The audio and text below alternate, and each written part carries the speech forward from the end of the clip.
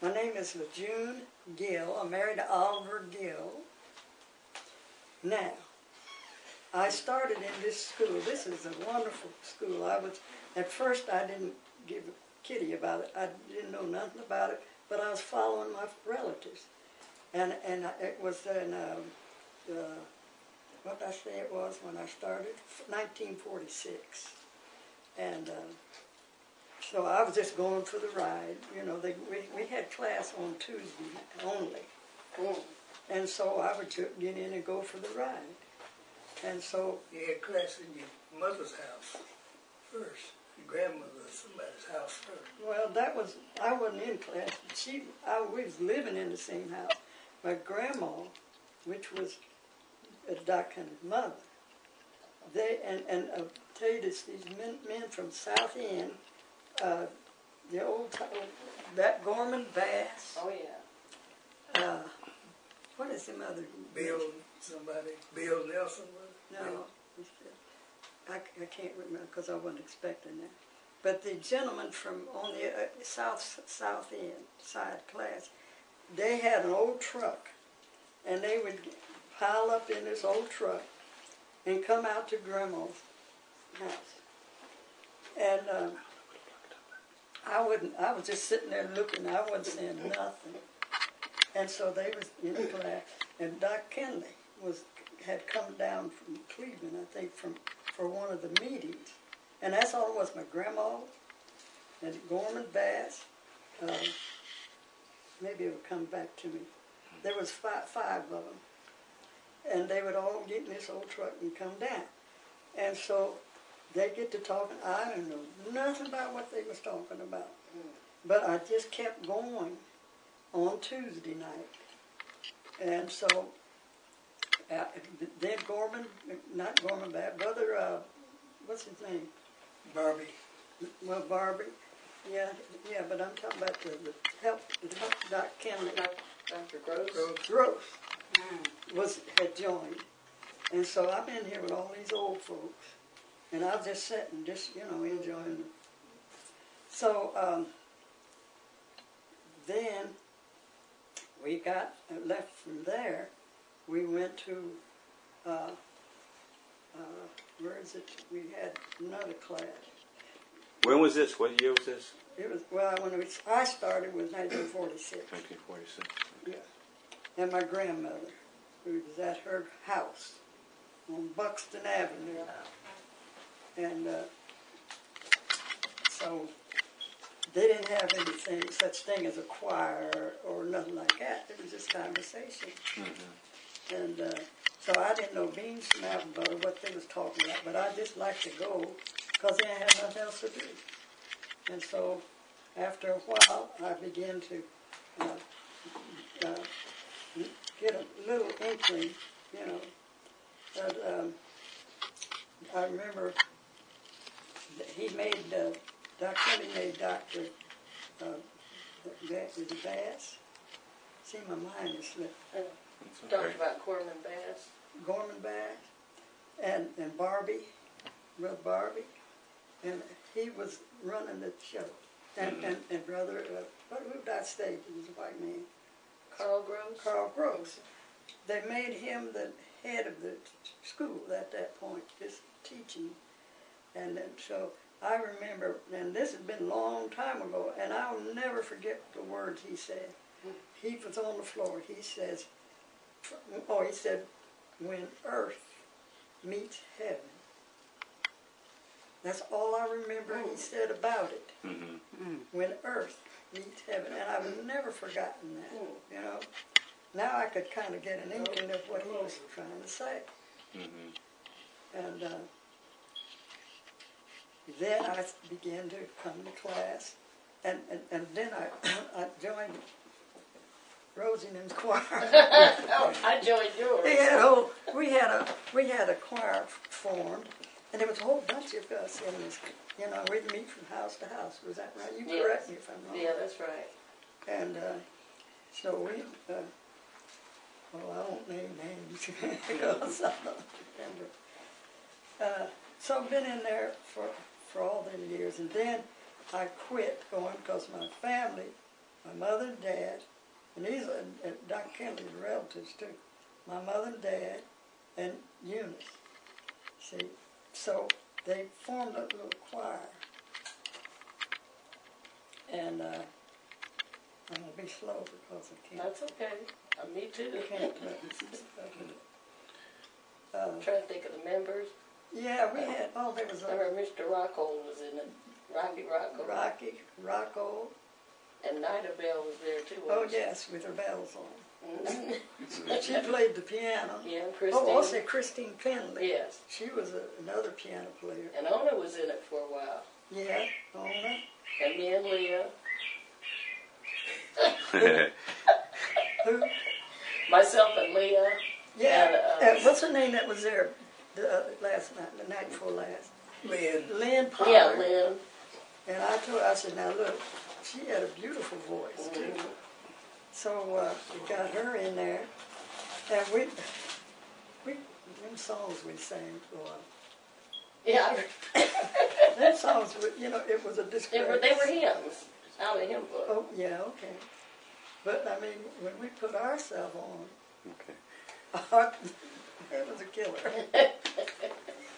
But we had we began to have a good time.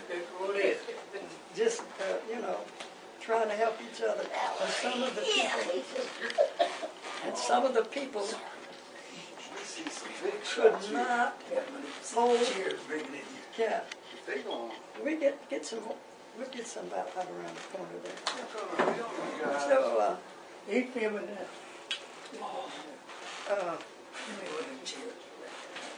then I'm trying to think I remember Dr. Kenley's mother. We had moved in with her because she was getting, losing it. Mm-hmm. And so my grandpa, he had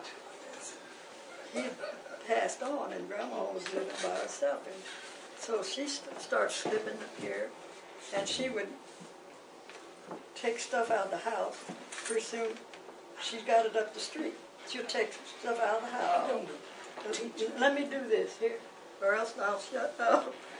I'm gonna get off in a minute. But I'm trying to build up a little bit about, and I'm going to show you. I brought a picture of them, so you could see the people in our family, Dr. Kenley's family. And she would slip off until one night we came home from class, and she was dead in bed. And it was in 1950.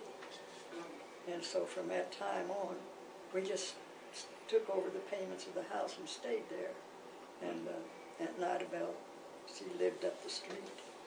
And Uncle Benny, her brother, lived down on the other corner. And so we could just walk around the block. And the family was closer. And other members of the Kenley family. This whole East End was Kenley's, Mm-hmm. And so that's how we got involved in this until I met him, Ready? Yes. Yeah. Sir. Okay, my name is Oliver Gill, and I'm married to June Gill, who's lucky man. related to Dr. Kenley. And this is how I come into class, because after I met June, then I become acquainted to the school, and then that's how I started. But one thing about it is, when I was invited to come to this class, and I've told several people before, I said, at that time, I believe if you didn't have a church building, then you didn't have nothing. So when they asked me to go to class, and I said, where is it? They said in the YMCA. I said, oh no, I'm not going. But anyway, eventually I did go down. And the things I heard the first night I was there, Dr. Kenley was on the floor, and he was speaking about the carnal ordinances. And he was talking about how they had been fulfilled by, at that time, he was using the name Jesus as the church world does, because they hadn't been revealed yet, the true name of the Savior. But anyway, he was speaking on that, and he was saying that Jesus had fulfilled the law and the prophets, which I didn't know nothing about. The law and the prophets, what the word you talk about there. Mm-hmm. But anyway,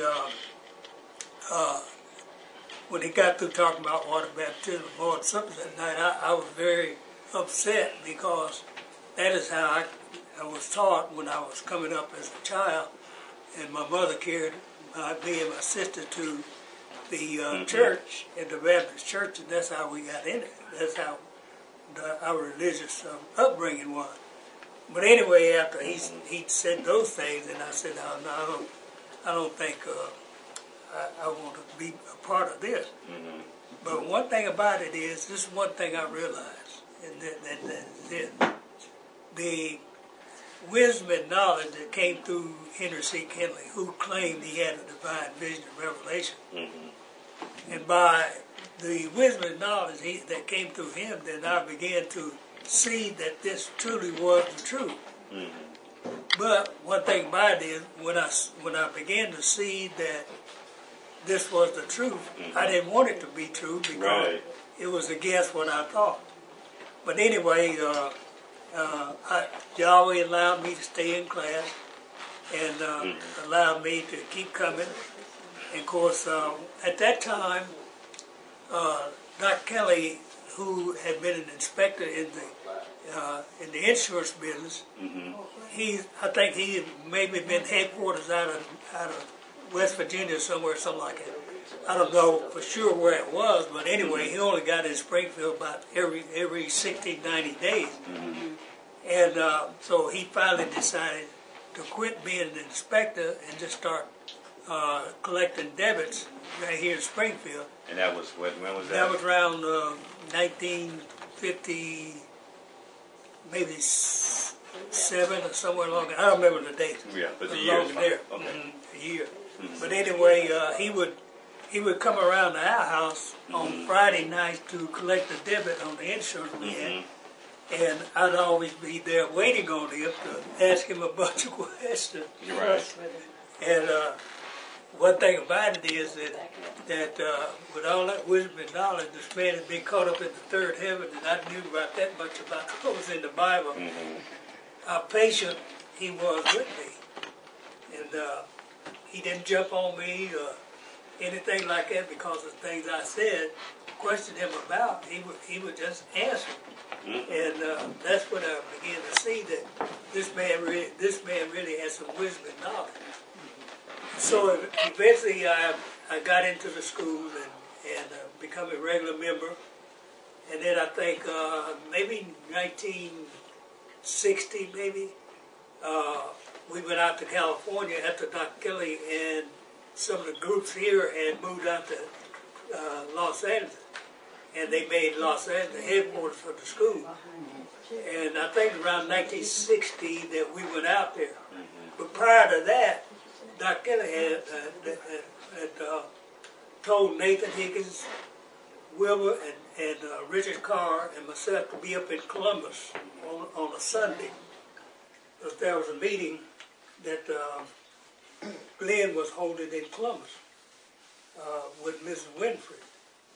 And he told us to be up there. We didn't know what it was all about. And after we got up there, then he had us to stand up. And he told us at that point, he said, now Glenn wanted to come to California. He said, I'm going to allow him to come to California. And he said, these men here, these 4 men here will be your teachers. Mm-hmm. Well, I had no idea and no desire to be a teacher. But I was too afraid to say no. And so that's how I became a teacher. Well, then about maybe another year after that. Say what he said. What? About you 3 men. Well, he told Tell the it all. people that were there when he had us to stand up. He said, now you hear these 3 men, 4 men rather, or you go to hell. And that's what he said. He said they know enough. I didn't remember what all he said. He said they know enough to save the whole world. And at that time, He said you either hear them or go to hell. and I was wondering at that time because even at that time I wasn't even convinced that this was the true gospel. Yeah. But How long have you been in class at that time? Maybe about maybe a year or something like that. And like I said, I wasn't convinced that this was the true gospel, but he said this about us. Yeah. And so then we started trying to teach, and I remember a lot of times when I get up on the floor, and the words would be coming out of my mouth, but I would be conscious of the fact that I myself was saying these words. Right. And I see and understood that I would be learning as the boss was speaking to the crowd, to the members, what the gospel was about. I'd be learning at the same time. It was really strange thing Right. about it. But anyway, after that, then I think about a year later, we went out to California because Aunt Nidabelle and Elizabeth was Dr. Kelly's sisters, and Elizabeth, she was my mother-in-law, and Aunt Nidabelle, we all went out to California there where Dr. Kelly was. And while we was there, he came over to where we were staying, and he looked at me after he was there for a bit. He said, "Gill, you're it." And I said, "It was." And he said, and he at that point in time, he was the only one that had the title of dean. And he told me, he said, "Now you're going to be dean back there in Springfield."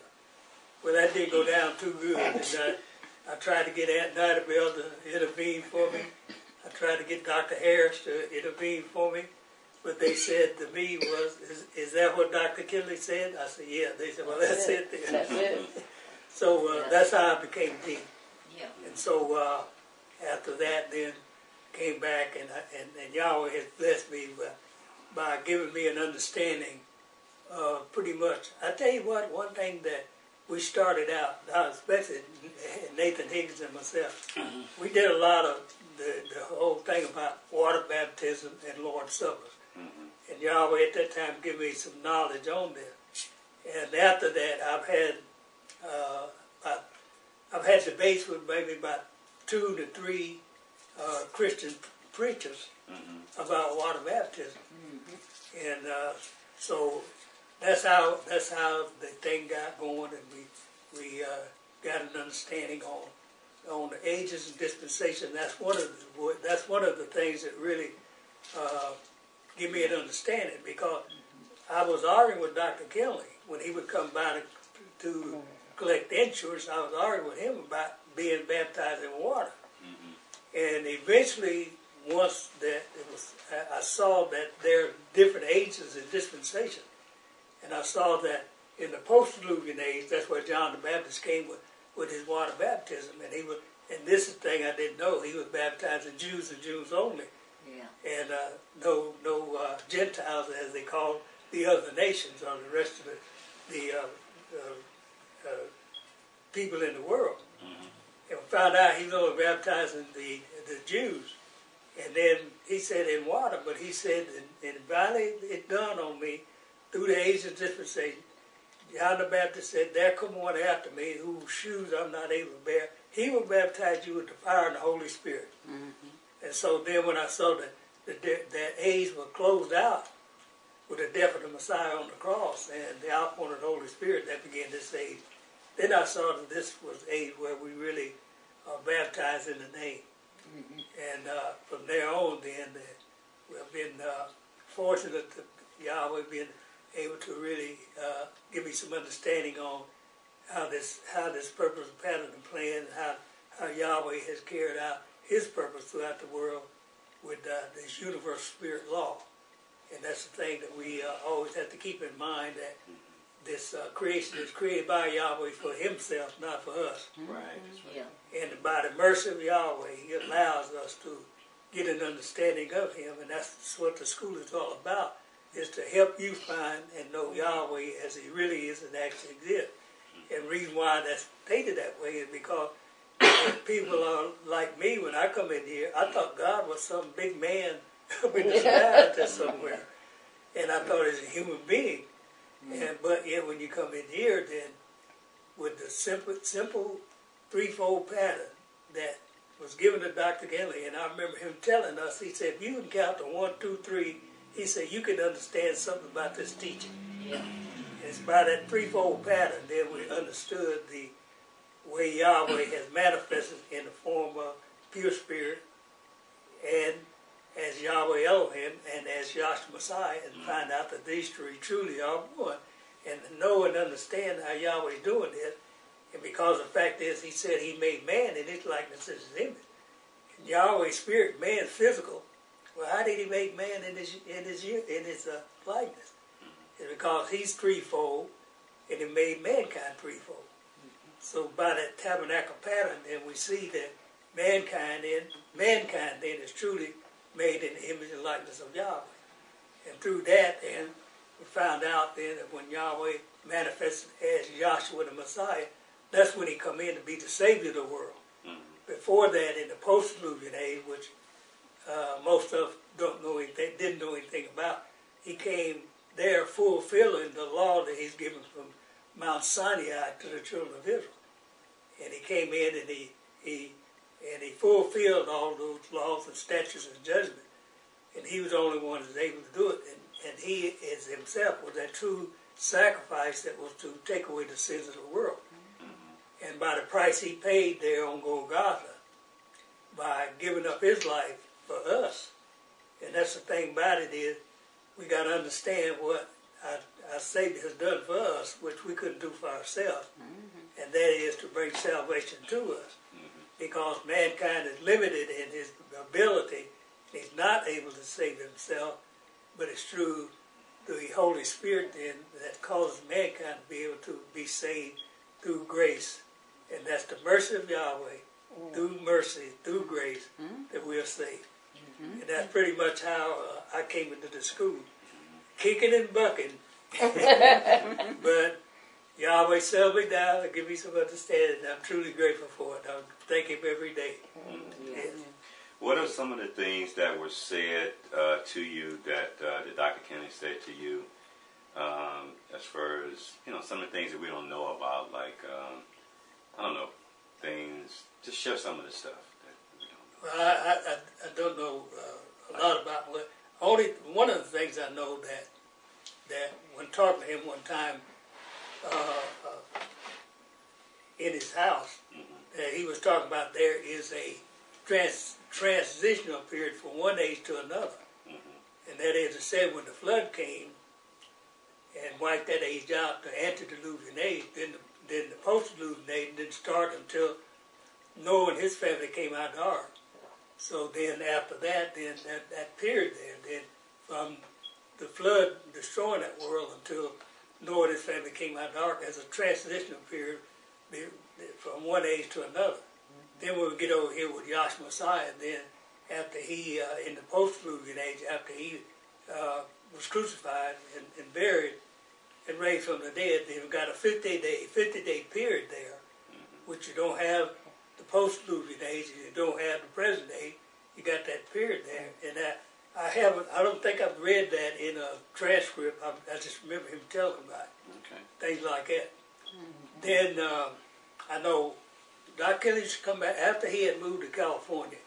He came back to Springfield every year and stayed from maybe April to August, somewhere like that.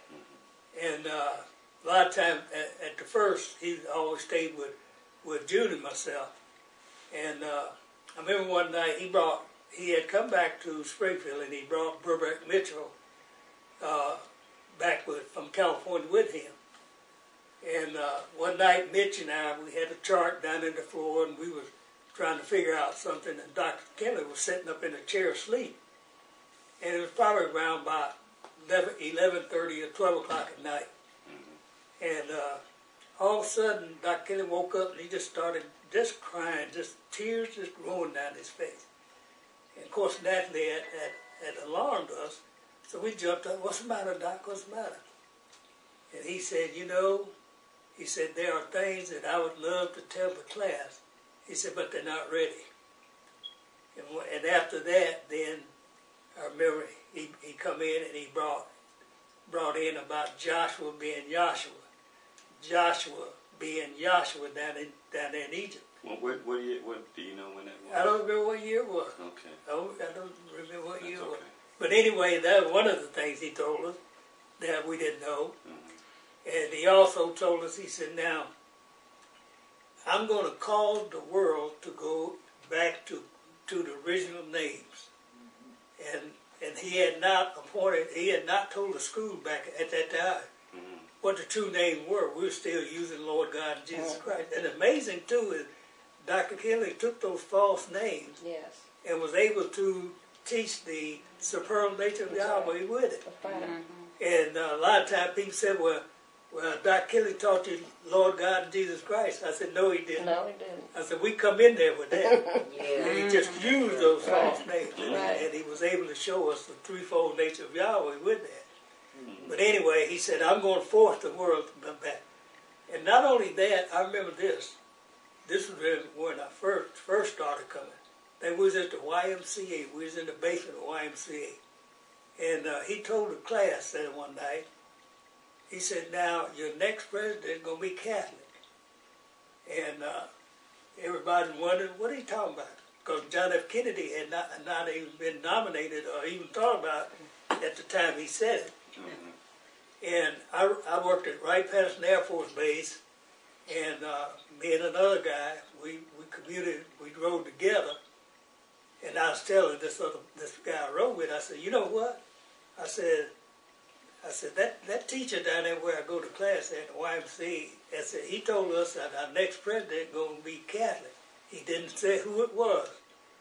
And this guy told me, he said, no, it won't be, you won't have no Catholic president. He said, some guy named John Smith or somebody back in the 20s tried to run, and no Catholics had ever been a president of the United States.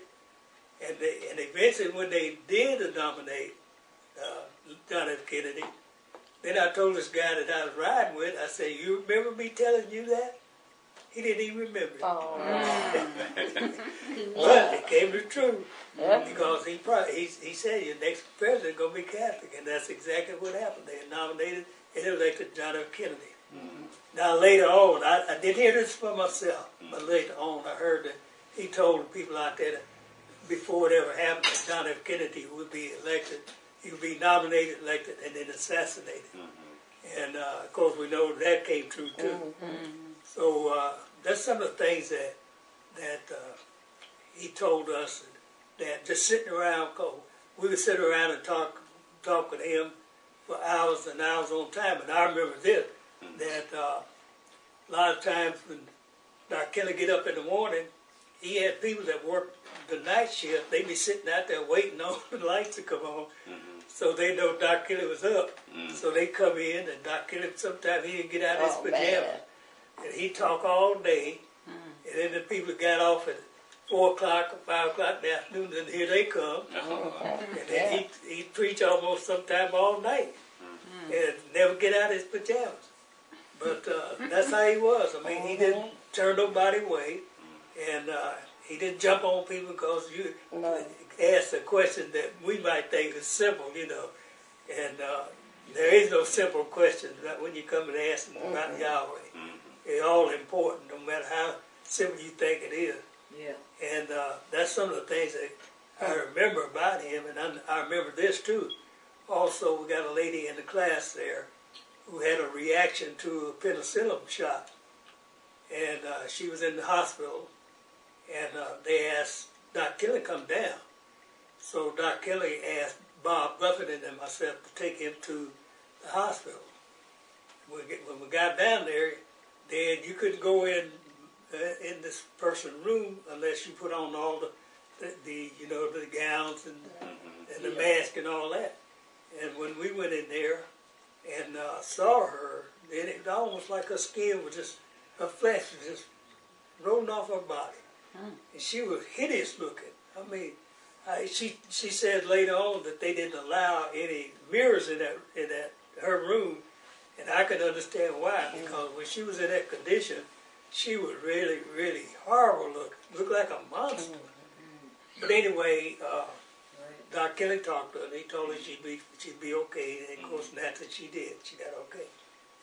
And then also, we had a member of our class, he rode motorcycles, and he had a little garden out here by the mall, and he was going out there to see about his garden. And when he went to turn into his garden, this lady ran into him with a station wagon. And when she hit him, then he went up over that rack on that station wagon, tore all his teeth out, and he busted up his bones and all that. And they took him to the hospital, and that was on a Saturday. And so the next day after class, they asked Dr. Kelly to go see him. And the person's name was Richard Davis. I'm quite sure that a lot of you have heard of Richard Davis. And so Dr. Kelly said, sure, he'd go out. So again, he asked Bob Buffett and myself to take him to the hospital. And when we got out there, ironically, this is a Catholic hospital. And ironic, really, when we got off the elevator, here come a priest down the hall. And Dr. Kelly asked this priest where was Richard Davis' room. So he referred us to the counter there. We went to the counter, and Dr. Kelly told the nurse, I guess, whoever was there, she asked us who were we there to see, and he said, I want to see Richard Davis. So she said to him, Dr. Kelly, you can see him, but he can't talk, he's in a coma. And Dr. Kelly said, well, I want to see him anyway. Yeah. So we went and walked into his room, and when we walked into his room, I was on one side of Doc, Bob's on the other. I'm watching Dr. Kelly because I want to see what he's going to do. And the thing that I remember, and I can't even describe it, when I looked at Richard Davis laying in that bed, it was a grotesque manner in which he was laying, and I can't even describe it. But it was just an unnatural way to me where he was laying in that bed. And he was perfectly still. And when Dr. Kelly walked up to the bedside, and I'm watching him, and he's just looking down on Richard Davis. And he started squirming like something was agitating him. And then all of a sudden he just said, hi, Doc. He rose up like that. And Doc asked, I don't even remember what he asked, but by that time the nurse come running in there. He asked him, did he know who that was? Yeah, that's right. He asked Dick Davis, he said, you know these men? He said, yeah. He said, that's all of them, that's Bob. And by that time the nurse had run in, because we had to leave out. But that's some of the things that happened to him, and happened to us with him. And just trying to think of some of the other things. But anyway,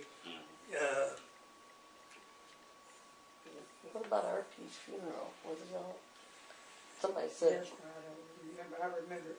I don't remember. I don't even know if I was there at that funeral. Okay, I heard but about I do it. know that they said it was raining. It started raining when he had to do his son's funeral because Dr. Patton got lost, who was supposed to do the preaching or the ceremony. He got lost and couldn't find the cemetery, and Dr. Kelly had to preach his own son's funeral. And they said it was raining, and they said when Dr. Kelly started teaching, it stopped raining or something like that. But I remember a lot of people testifying to the fact that they saw different manifestations of things happen to Dr. Kelly. I remember one lady said, we used to all go down when Dr. Kelly was coming in to Springfield. We'd go down to the airport and wait on him. And one lady said she saw him when he got off the plane. She said all of a sudden his face just was shining outshining the sun. And things like that. And So it also turned into a cloud. Like a cloud. a cloud, yeah. And things like that. And that was like I say, I'd heard about the miracles that he did, and was witness to some, but that didn't impress me about him. What impressed me was, what really got me was the wisdom and knowledge that this man, these questions this man could answer that the world couldn't even answer. Yeah. And that's what got me. And like I say, when you see that what is being spoken is the truth, you got to take it. Yeah. If those things, Can't beat them. Join yes. I got one. If you can't beat them, join them. Right. That's what happened to me, bro. 'Cause, No, 'cause I got I mean, truly, the thing about it is, we sit around and listen to him talk. I was fascinated with the things that Doc Kenny would tell us, which the world didn't know, and things like that. And that's the thing about it. That's like I said, that's what got me in here. And I'm not that smart, but I didn't believe it unless you really. And one thing about it is that a lot of people said I argue with Doc Kenny. But I wasn't arguing with Dr. Kelly because this is what he told us. He said, now, I had a vision revelation that if you don't believe, make me prove it. Right. And so that's what I was doing with him. When we was talking about water baptism, he said, well, John baptized over here. I said, yeah, what about this? And he'd answer that. I said, yeah, but what about this over here in this part of Acts and all that? And but a lot of people thought I was arguing with him, but no, I was just trying to get all the holes filled in, you know, and that's what he did. Yeah. Yeah. And I'm grateful for it. Great. Go. I'm Lajune Gill again. I forgot something I think is important. But my Aunt Nidabelle, which was his sister, lived across the street from us down the street here. And they had a big party. Not a party, but just a big gathering, you know. And cars was lined up from Detroit. And they all would come to Cleveland, all when Doc come to town.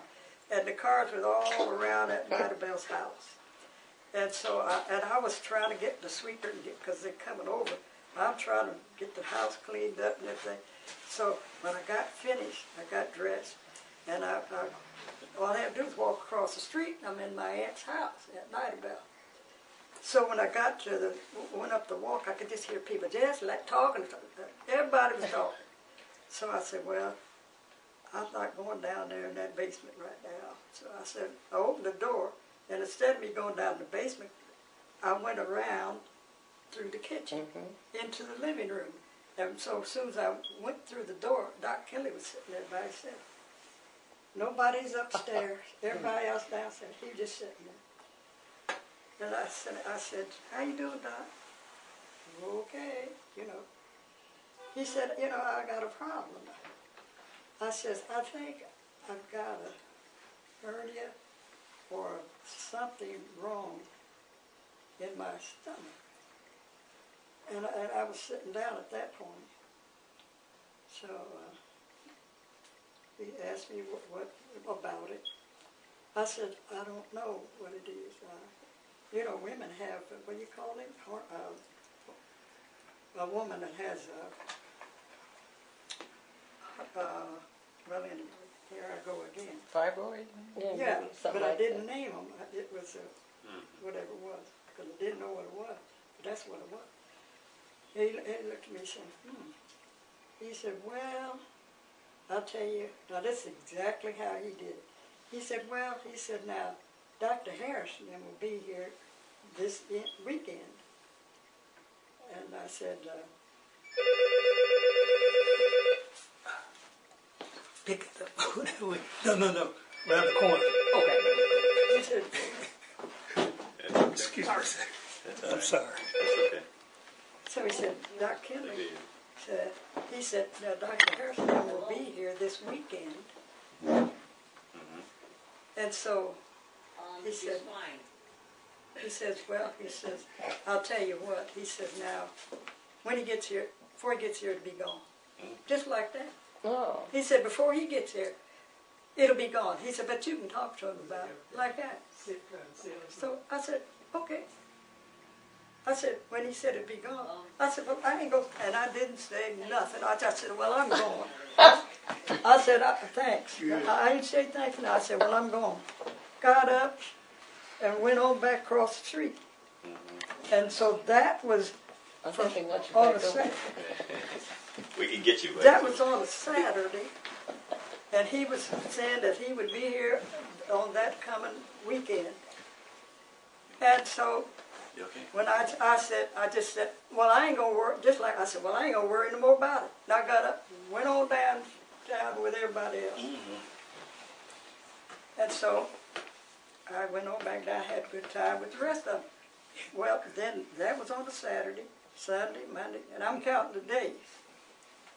So Friday, here they come. And so I said, well, I felt a little, something like it, something just kind of, I don't know what it was in my side. So I talked to Dr. Harris. I said, Dr. Kinley said it'll be gone before you get, he said, well, don't worry about it. I said, I ain't worried. He said, I'm just telling you what he told me. So I had a checkup. It was gone. It was gone before he, because I felt a trickle. I felt a trickle down my side, I swear. And it was, what in the world was it? So anyhow, it left just that when Dr. Harris come in there and I tell him about it, and he told me about it, he had to check it. He said it was gone. I said, well, thank you. Got you. I mean, that's that soon, that quick. Years ago, like I say, when I come to the class, we sit around and listen to Dr. Kelly talk. And you'd ask Dr. Kelly questions out of the New Testament, and he'd go way back there to Moses and all this, and maybe talk for 15, 20 minutes before he got it to answer your question, you know. Yeah. So I was always asking him questions like that one time, and I asked him a question, and he started way back down to Moses, and it irritated me. I got angry. I said to Dr. Kelly, I said, can't you answer a question directly without going way, you know, what they talk about, go around Robin's Hood's bar? And he said, no, like that. And I got left. And so maybe like a couple days later, I had to take something over to Aunt Nada's house. When I walked in, well, he, like June said, he was sitting in the living room by himself. So I walked in and sat there, and then I started asking questions, and I asked him this. I said, you know, Doc, I said, there in the book of Revelations, I said, it says there is silence in heaven for about the space of a half hour. Yeah. He answered me, bam, bam, bam. Just like that. I knew that was the answer. But just like he said, I got to go back and lay the foundation, because he just answered me like that. He gave me the answer, and then just erased it out of my mind. I cannot, to this day, remember what he told me was. But he showed me that, yes, I can't just tell you that directly. I got to lay some foundation. But being impatient. Why you got to go back? You know? But that's how he did it. Like a lot of us are. Yeah. But a lot of things that I get to happen with him and with us. And like I said, we just didn't really truly understand who that was. That's Right. That's right. Yep, next. My name's Rosemary Turner, and I've been in and out of class since I was a young child. My first memory was somebody taking me to class at the Y, and I was little because I was playing at the chairs and kind of making noise. And I remember Dr. Kinley was on the floor, and he stopped talking, and I looked up, and he was just staring at me. And I got up in the chair, sat down, folded my hands. But I was bad. But I have little memories of people taking me to class. But my father went first, my dad, because my mother is cousins with Meredith Carr. So Jack Carr and Meredith and my mother and father were close. So they talked to Daddy about going to class, and when Roberta and I we'd go running over there because it was at 733 South Center Street, little tiny building, and we would just go peek in the door and look at the charts, and it looked like cartoons. So we'd run off laughing. And so we did that for a while, and sometimes then we'd want to go over there. My friend Leah, she and I were friends since we were about 10 years old because her brother and my sister were married. So we hung around together, and she was affiliated with class. So she told me, "You're going to go to class." And I said, "I ain't going to class." And then we had a little scuffle, and I ended up going to class. So that's how I started going down there to 733 South Center Street. What year was that? Oh boy, I was about maybe 10 or 11. And I was born in 1950, so this was Okay, we got it. so this was early. This is the 60s, early 60s. Okay.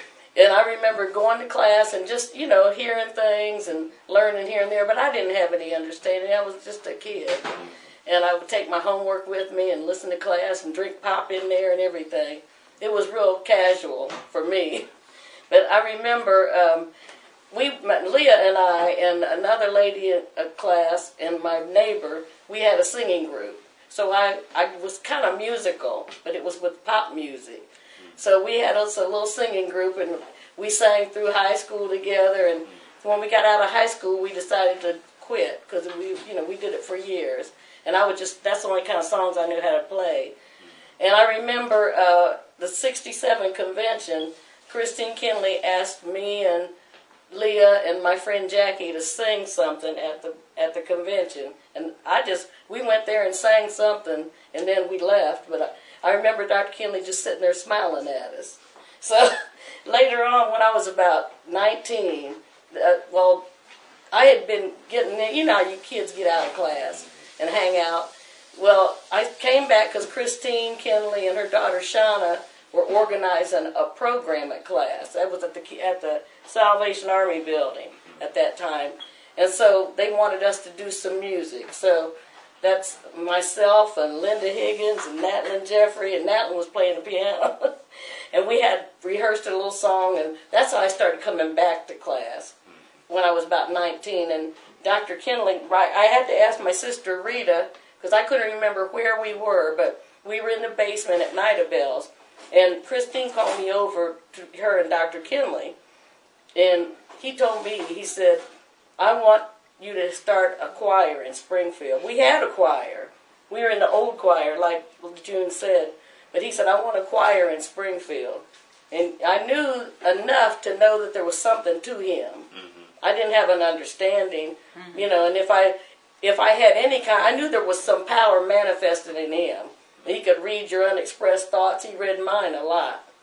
And he let me know that he knew what I was thinking. So I knew there was something to him, and I was fearful not to agree. But he said, "I want a choir in Springfield," because he said these churches preach what they think is the gospel, and they draw people to those churches. And he said, "We need to draw people down here to class to hear the true gospel."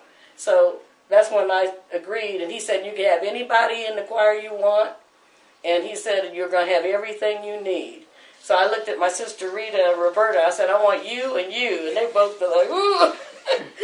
So they were in the choir, and that's how I remember being in the choir. But I remember a lot of times going out east. Everybody would say after class when Doc was here, "You going out east?" And we'd go out to Nida Bells and go down in the basement and just sit. And this one time, we were sitting down there, and Doc had been fishing.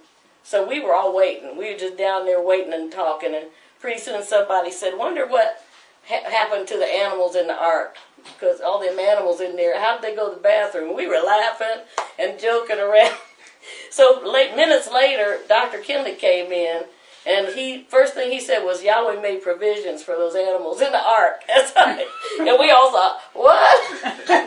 I mean, he did a lot of things to let you know he knew, or what was in him knew what was going on. And this other time, we went over to Nida Bells, and this was upstairs. So when I walked in, Nida Bell had this letter. She said, "Oh, here's a letter for Doc from Rip." And she put it up on the shelf in the kitchen. And I was just consumed with what's in that letter. And I wanted to know. I don't know why, but I just went on in there and sat down. And again, we were waiting on Dr. Kinley. So he came in, and she said, "Doc, here's your letter from Rip." And she handed it to him. And there was people all lined up. And he leaned out and looked at me and said, "Do you want to know what's in this letter?" And I said, no. And he opened it up and said, "Dear Doc." And I was listening, but I didn't want anybody to know. I really wanted to know. He had just let me know. So I recognized the power that was in him, but I didn't know that it wasn't the man. So I was looking at the man a lot at that time. Because I remember one time when he left Springfield, I was bound determined I was going to go to the airport and see him off. And I almost I went past the airport exit, was lost, and came back out. And Meredith's car told me, she said, he doesn't want you to look at him. He wants you to see what's in him and what's in you. And that was the first kind of lesson for that. But yeah, I remember a lot of times going to class, and I'd have something on my mind, and sometimes it was personal stuff, and he would start talking about it. And I thought, ooh, somebody talking about me. Looking around, see if anybody knew it was me. Because, you know, Yahweh knows our hearts, and I'm learning that, still learning. Like Dr. Gill said, we sit there and we learn and grow. I remember one time Dr. Kinley called me a little upstart, and I thought, what's that mean? I thought it was an insult. I didn't have sense enough to know that means you're starting to grow. But yeah, it was wonderful. But yeah, the choir started, I only knew a couple of songs, picked out a couple of songs, and we would sing maybe just on Sunday. And I heard somebody one time say, if she plays that song again, I'm going to leave. Because they got so sick of hearing the same things over and over. But yeah, it's been a struggle. And I had problems being young, of older people, like my mother, listening to me and paying attention in the choir. You know, it was a struggle. A lot of times I come home and be crying because I couldn't get it together. But, you know, Yahweh put it together. He put it together. And like I was saying, Janice Buffington, I think she's the one that said she saw angels over the choir. And some other ones that Yahweh lets see apparitions. They see things. So I know it's not us. You know, you ever get the big hit, all you have to do is just start singing choir practice. And like I said, the angels didn't show up that day.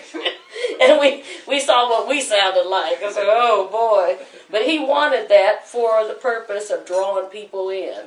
And that's why we had the choir. And for a while, we used to sing in churches. You know, we'd get invited out because people would hear us and they said, ooh, I want you to sing at my church. So I asked Dr. Kinley, I said, is it all right for us to go visit a church and sing? And he said, you can sing at the churches, but don't let them make merchandise out of you.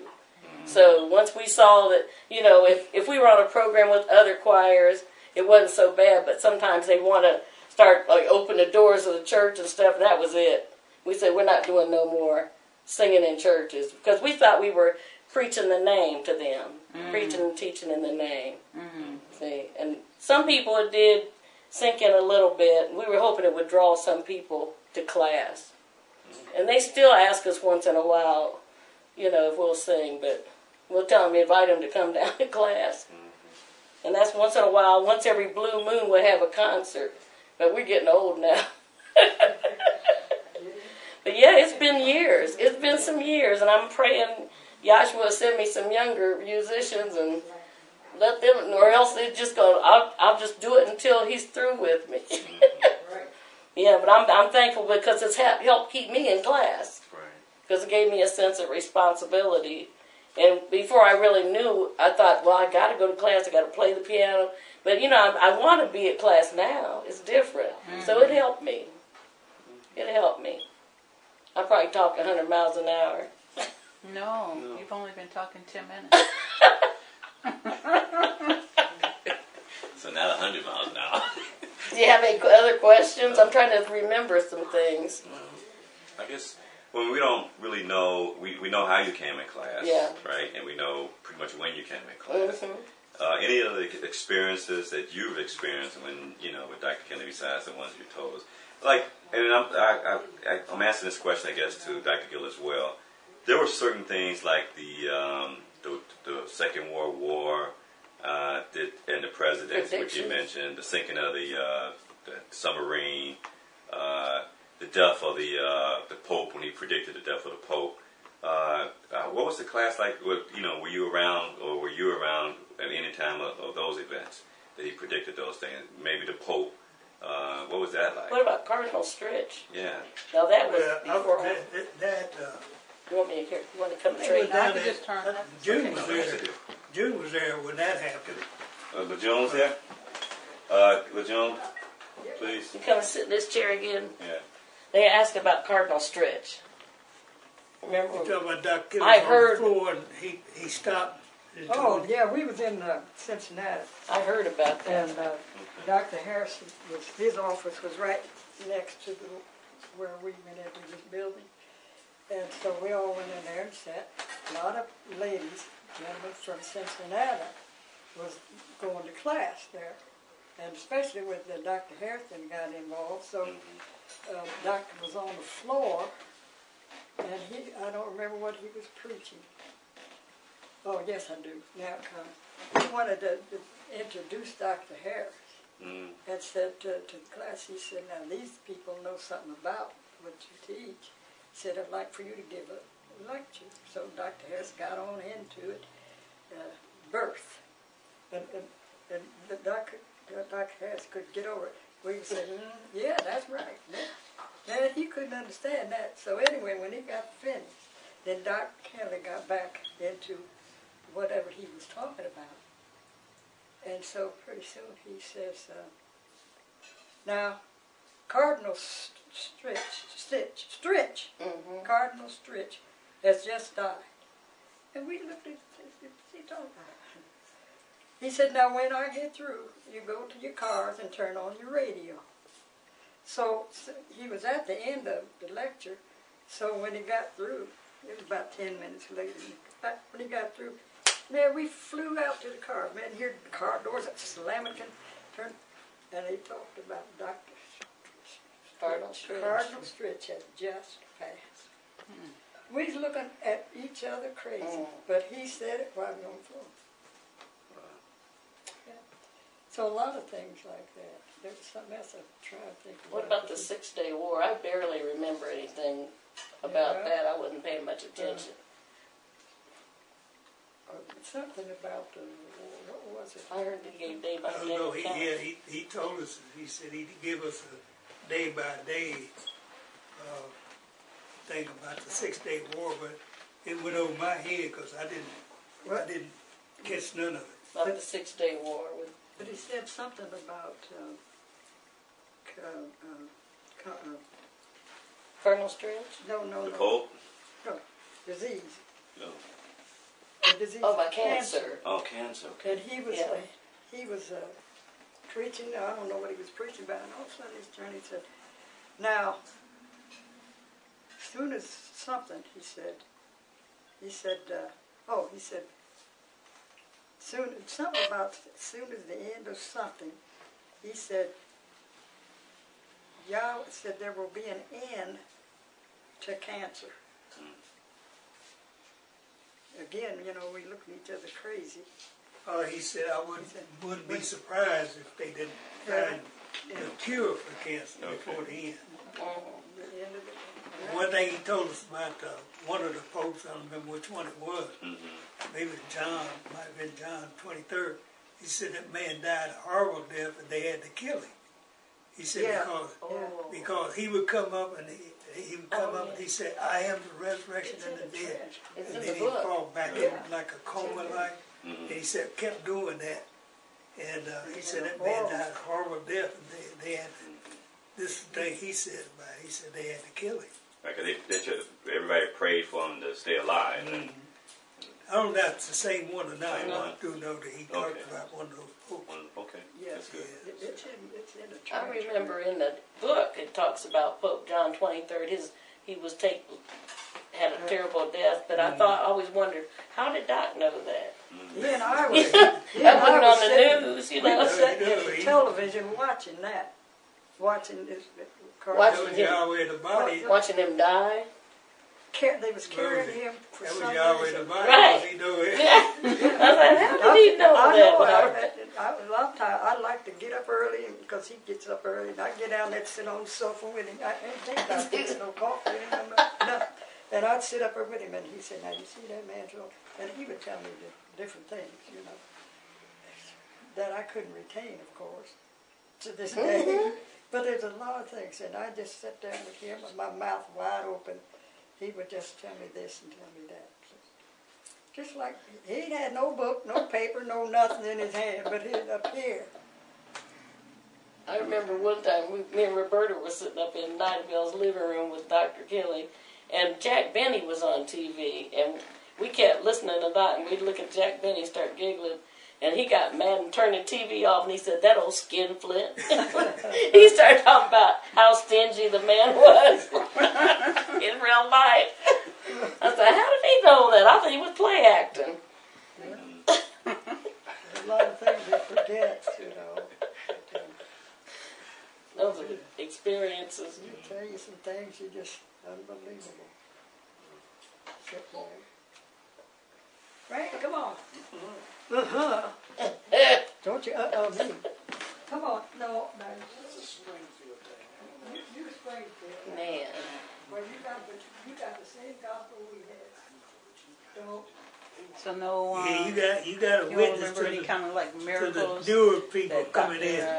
Kelly did when that you were directly or indirectly involved in? See, to me, I think he showed me little things because I was young.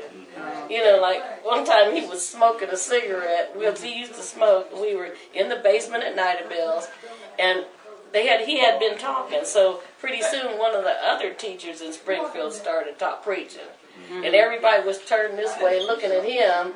And then I felt like Dr. Kelly wanted me to look at him, and he did his eyes up like that, and he had blown a great big smoke ring.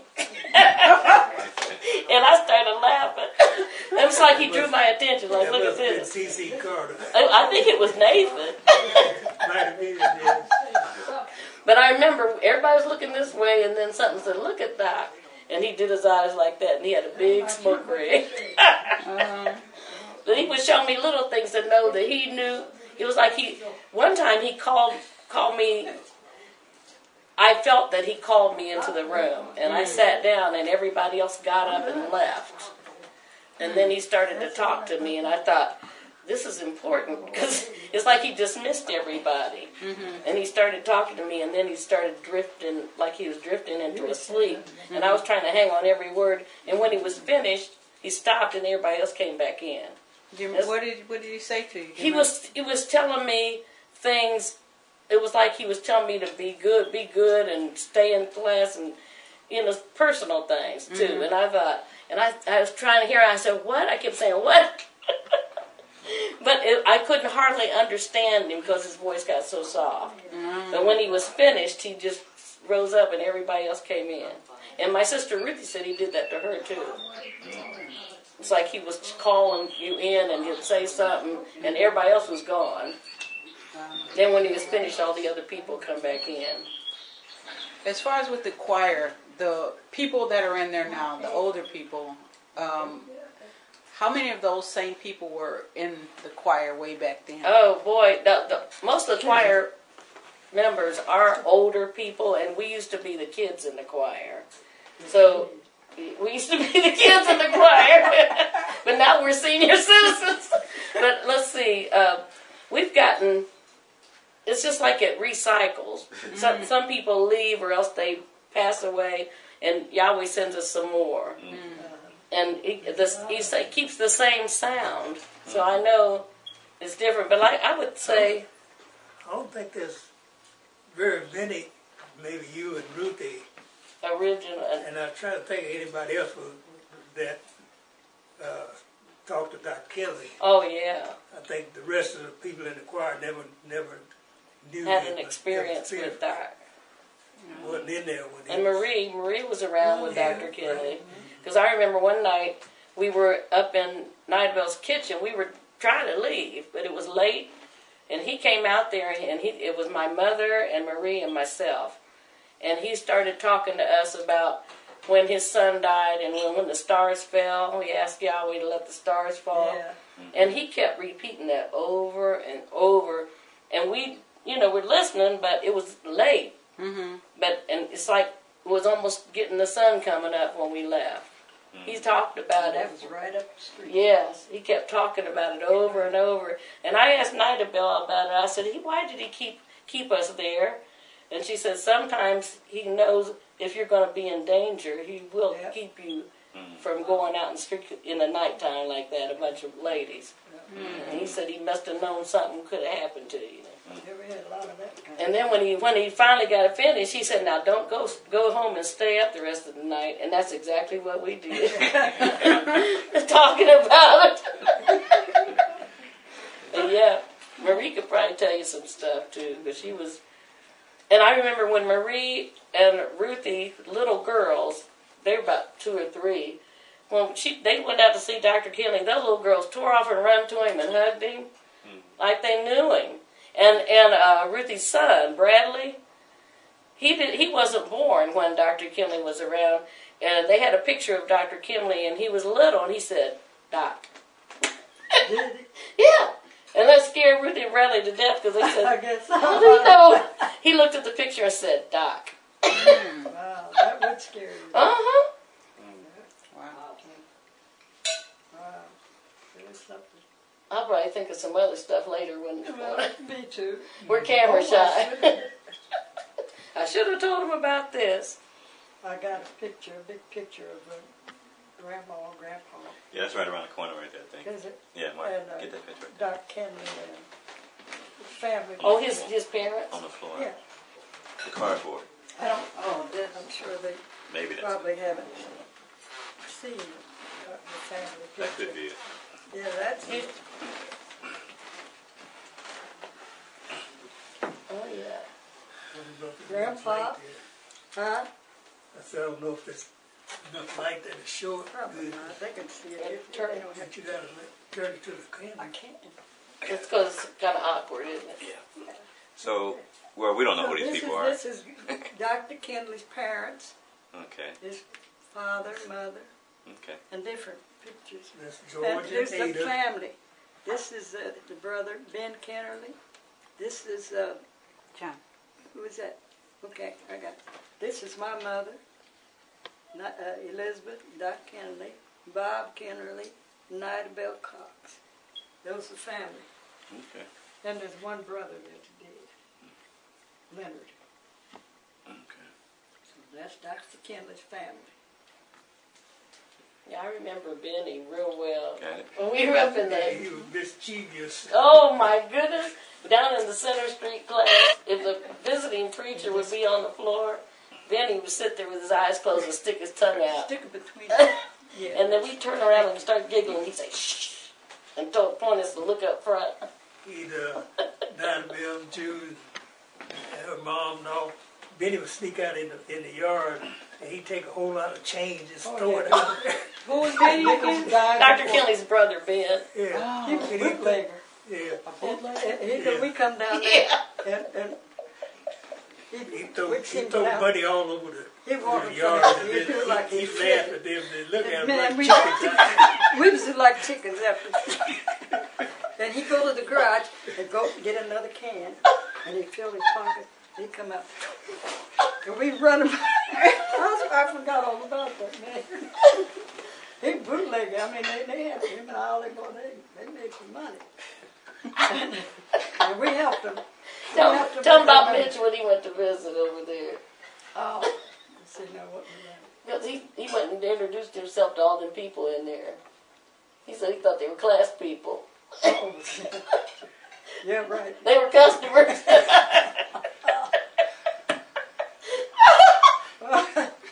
All that happened in this neighborhood. But I remember Benny, I've You talk noticed. about, I didn't even realize until you was on the floor here, maybe, I don't know when it was, talking about how he could read your mind. Yeah. Yeah. And he had done me, but I didn't even realize it. Oh. And that was when, after the school had bought him a house on Pleasant Street. That's where Dr. Kelly lived when he left to go to California. But then the officials asked June and I to move in over there. And they had this big sign on the front door, on the front. Institute. You remember that sign? Yeah. And they had a light over it, so it light at night. On this, you're not talking about this building. You're talking about. No, the house. The Oh, house your on house, Pleasant- okay. Yeah, the house on Okay, Pleasant on Street. President. I remember your house. Yeah. And I was ashamed of that I sign. mean, And so What did your sign say? the Institute of Divine Metaphysical Research. It was on their Dr. house, on their house. actual house. He's scared, And scared. Sometimes had somebody Because see, they had it right there on the corner. Yeah. They had what is that? Some kind of A shop. store shop. Mhm. Yeah, and something. And cars was just flying up there, parking all along there. And every time somebody parked, I'm scared, hold my breath. Because I didn't know nothing about these people. That sign, we was afraid that somebody go throw rocks. Oh, yeah. Yes. But I wasn't afraid of that. I was ashamed of the Well, sign. Whatever you say. Because I wasn't really in the, teaching nothing at school at that time. I was ashamed of that sign. I know. And later on, and I never thought about the using on the floor here about maybe a year ago, about him reading your mind. Well, him and I were come out of the house. We stand out on the porch, and he said, "Gill?" I said, "Yes, sir." He said, "You know what?" I said, "What?" He said, "Valerie, you got to take that sign back." And I mean, You felt like, yeah, thank you. Because it had his name on it. And they had this, what you call this kind of light? A Dion. What'd you say? Neon. Oh, wait. That would be tough. And lighted up, man, and cars pulling up, left and right, On your- to your house. drugstore, and gets beer He and told me, wine. he said, he said, "I think I sat down." He said, "'Cause my name is Henry C. Kennedy's on it." He said, "Somebody might come on and throw a bomb." That's what he said. He did. He And I did shot read your happy. mind. I could have danced the jig. But I didn't realize at the time that he read my mind. He was like reading that. your But mind. he really did. He really did. He knew. Yeah. Yeah. He was on the floor, and I said, "That's what he did. He read my mind." Oh, man, I used to try to think real clean thoughts around Dr. Kinley. Me too. So, make your mind blank. I tell you what I did was, like I said, I used to get up early because he was up early, and I'd come down and sit on the sofa. I didn't offer him nothing. I was just sitting there, and we both sitting watching the TV. And there's a soap opera that I used to like to watch, and it was The Doctors. Mm-hmm. That doctor was beautiful. I mean, he was sharp. And every time the story would come on, he'll say, "Hey, Jude," said, "Your man's on in here." Now, I put down whatever it was, I go in there and sit down. So me and Doc Kelly, we was by ourselves, we just sitting there and talking. He said, now you see that man right there? And I said, "Yes, sir." He said, "Now, you can sit right here and undress that man and commit Adultery. adultery." I said, oh. End of story. I didn't watch that another You don't watch it no time. more. It just took all the joy out of my life. That man, I mean, he was so handsome. Oh, Now, he was my. coming in there, he was a doctor, and I mean, he was sharp. And my heart was... Who said Jack Carr said it was Jack because he loved women? Oh, yeah. He said he'd think about women's legs all the time. And he said somebody, he talking about he put the cover over his Yeah. And you can still see them legs. There would be some critters in there. Y'all was something else. Y'all was something else. Yeah, because they would talk about that. You commit adultery in your mind. But I remember I didn't I commit remember no more. after he come out with the name, and he had a funeral, and he asked me to assist him. Help him. Okay. Man, he preached over there about 2 hours. Them people were mad. Ooh, 2 hours. Yeah, them people were mad in there, but because a lot of people come to funerals that don't go to class. Right, right. Was the funeral at a church? No, it was at at- one of the funeral homes. Okay. Yeah, they were mad. I remember one time Dr. Kinley on Center Street, and me and Roberta would go over to class. And we walked over there, and it was in the evening. It was supposed to be over at 9:30, and Dr. Kinley said, "I'm going overtime. Anybody needs to leave, go ahead and go." We were scared to leave Yeah. because we could feel the power that was in him, and we stayed. I don't know how late he preached, and when we got home, Daddy was mad. Ooh, because his 2 daughters were walking through the streets. I said, "But Dr. Kinley went over," and he was mad. But see, Daddy had quit going to class. And for a while, my mother was she hadn't been going to class yet. I think she was studying with Jehovah's Witnesses. Mm-hmm. Then she and Murders would talk all the time, and then she started coming to class. So they were like on different times. Yeah, right. Mm-hmm. You remember the time at the Y? Upstairs in the we call it? Oh, we saw the rainbows? No. Well, no, yeah, that's another thing. But this was, what's his name? My cousin, Kennedy. What's his name? Not Glennie? Glennie. No. Not Glennie? Daryl. Daryl. And Dr. Harrison and them were there, and Dr. Kennedy. And we was in the auditorium. And they got them long windows on the side. Yeah. Right? Mm-hmm. And so he was, Rose and I, we're treasurer and all that. We had a table set in the back, and we could kind of see what all was going on. Well, Daryl was up there on the floor preaching. Now, Dr. Harris was there, and Dr. Kennedy, and somebody else in L.A. was there. I don't know. Dr. Gross. Gross, yeah. And the place was just full. And so Gill tried to, after Daryl, I can't get him mixed up. He was preaching down up there, he was. So Gill tried to ring the bell on to get him to get down. Because we got Dr. Kennedy and Dr. Harris and all of them there. And he said, "Don't ring that bell on me," out in front of everybody. Oh, boy. And so Gill just kept on sitting, and he kept on teaching. And Gill tapped it again. He said, "I said don't ring that bell." And you know what happened? Well, so finally he got down, and he went back, because he's back there where we was sitting at the table, and like we looked right up there in your windows. He came and he jumped up in the window and sat like this, and he went like that. Oh. He couldn't get his head up for nothing. He just hung like he was hung out. He couldn't move. Oh. You can ask Nathan Like about that too. was lost. His body just froze like that. Like Joe And his Husey head was did. down, yeah.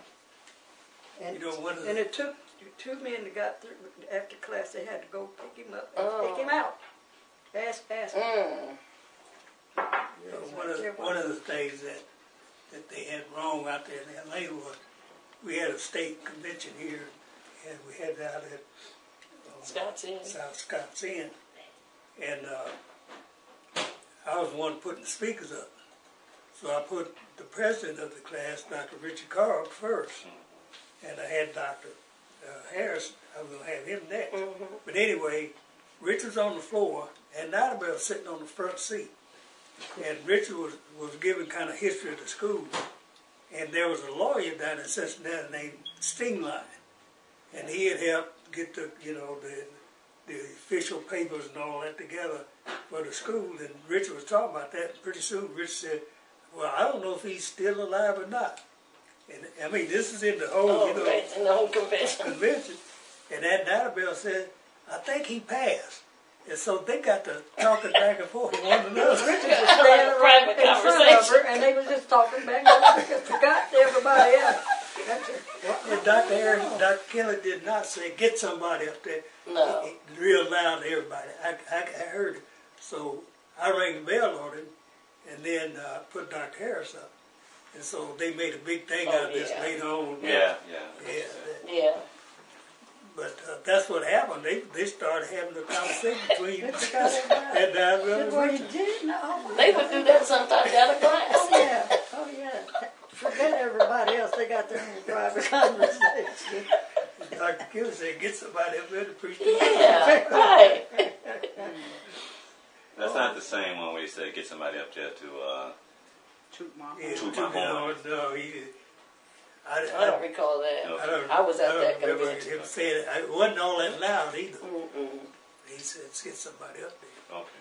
But they made a big thing out of that later on. Right. And I had Dr. Harris down to go up next, but they said, "Well, Gil, put Dr. Harris up next." Well, I had You already had it down there. Yeah, so that's how that went. I guess we've all gone through like the personal things, and when Doc was around, he knew what was going on with you. And he would say things just for you so you wouldn't be embarrassed. He never, it was just the opposite of what some people in our class would do. He never embarrassed you publicly. You know, you'd be sitting there thinking, ooh, I know he's talking about me. You know, worrying and stuff. But I'm trying to think if there's anything, but like I said, I was young when Dr. Kinley was around, pretty young. And he just showed me that he knew what I was thinking. Oh, one other time too, I worked at Wright-Patterson Air Force Base, and they decided they was going to have 2 shifts. And second shift would go on for 90 days, and then they changed. And I said, now that's going to keep me from going to class. So Dr. Kelly was here, and I went out and I talked to Dr. Kelly. I said, Doc, I think I'm going to have to change, have to quit my job. And he said, what's going on? And I told him, I said, well, they start the second shift, and I said, we're going to be on there for 90 days at a time. So he started laughing. And he said, well, he said, you know, he said, sometimes when people get on that shift that they like it and don't change. And they just left it like that. And you know, that's exactly what happened. Those first people that went on first, on the second shift, they stayed on there. Stayed on there. So I didn't have to. That's something, isn't it? But he started laughing when I told him, I'm with my job. I'm going to quit my job. Yeah. I know when we had that reconciliation of the ministry, I remember I was trying to hurry down there because I was running late, and this car pulled out, making a U, coming out right in front of me, and we crashed. I'm sorry, reconciliation of the ministry down at the Weaver's Chapel. What was that about? Dr. Kinley had this big meeting where he invited ministers from all. Yeah, we invited all the ministers. When was that? That was in the 70s. That was like maybe 78 or 77. It was held at Wittenberg College. At Weaver Chapel. Yeah, so it wasn't 78. Yeah, Dr. Kinley talked for 76. Okay, so it's earlier than that. Yeah. He was there. And when I went up to him, when I finally got there, I started telling him all about the wreck and everything. He said, it's all right, don't worry about it. And I never heard nothing else. But no problem. Peace be still. It just went away. That's great. I was driving a hoopty anyway. A hoopty? Yeah, that's what you call it, a junky car, a hoopty. There was a Corvair and there was a hole in the floor. You can see the street. Like the Flintstones. Yeah. What year was that, reconciliation of the ministry? I don't remember. Had to be I've got the newspaper 76. clipping somewhere, yeah. I got it. Yeah, we sent out invitations to almost all the ministers in this in the area. So was that a class? It was a wasn't a class. It was a big conference. Yeah. And they invited the different ministers Yeah. to speak. Yeah. And there's one minister named Grace like Hunt. only two ministers came. And that one lady, I don't know what Grace denomination Hunt. she was her head named Grace Hunt. Yeah, that's right. Because she said she got up and said she was more comfortable with Jesus. Yes, she sure did in front of it all. And Elder jumped the stage. Yeah. And yeah, just things like that. Well, everything'd be all right. Doc said it'd be all right. But I didn't have an understanding. I just knew some of the, things from coming to class. I remember you saying you looked into the windows from class and you thought it was like comics. Yeah, like cartoons. Yeah, cartoons. Because those charts were up there, and I'm giggling. Me and Roberta run back home laughing. Daddy's looking at cartoons. That was devilish. That was crazy. I remember when we were in the upstairs in the Salvation Army building, Benny started ringing that bell on Dr. Kinley, and I was mad. And I didn't realize he told him to ring the bell. And Benny would ring that bell, and I would sit there and be so mad. Why is he doing that? And then I went out to Doc and sitting in the car. I said, why you let them do that to you? Bring you down. He said, well, that's what they want to do. And he started laughing. He'd wave his handkerchief or whatever he do, flag him down. He'd stand up and he said, I see you. But one time he said, when ring the bell, if I don't get down, come and drag me down. I think, anybody going to do that? So why was he doing the handkerchief? That was before you had the Well, he bell. told, Benny was trying to flag him. That's what he told Benny. See, because a lot of times Doc Ed wasn't constant time, he would go over. And so he would tell Benny this when it's time for class to end, let him know. And so Benny's in the back race. And I thought that was so disrespectful.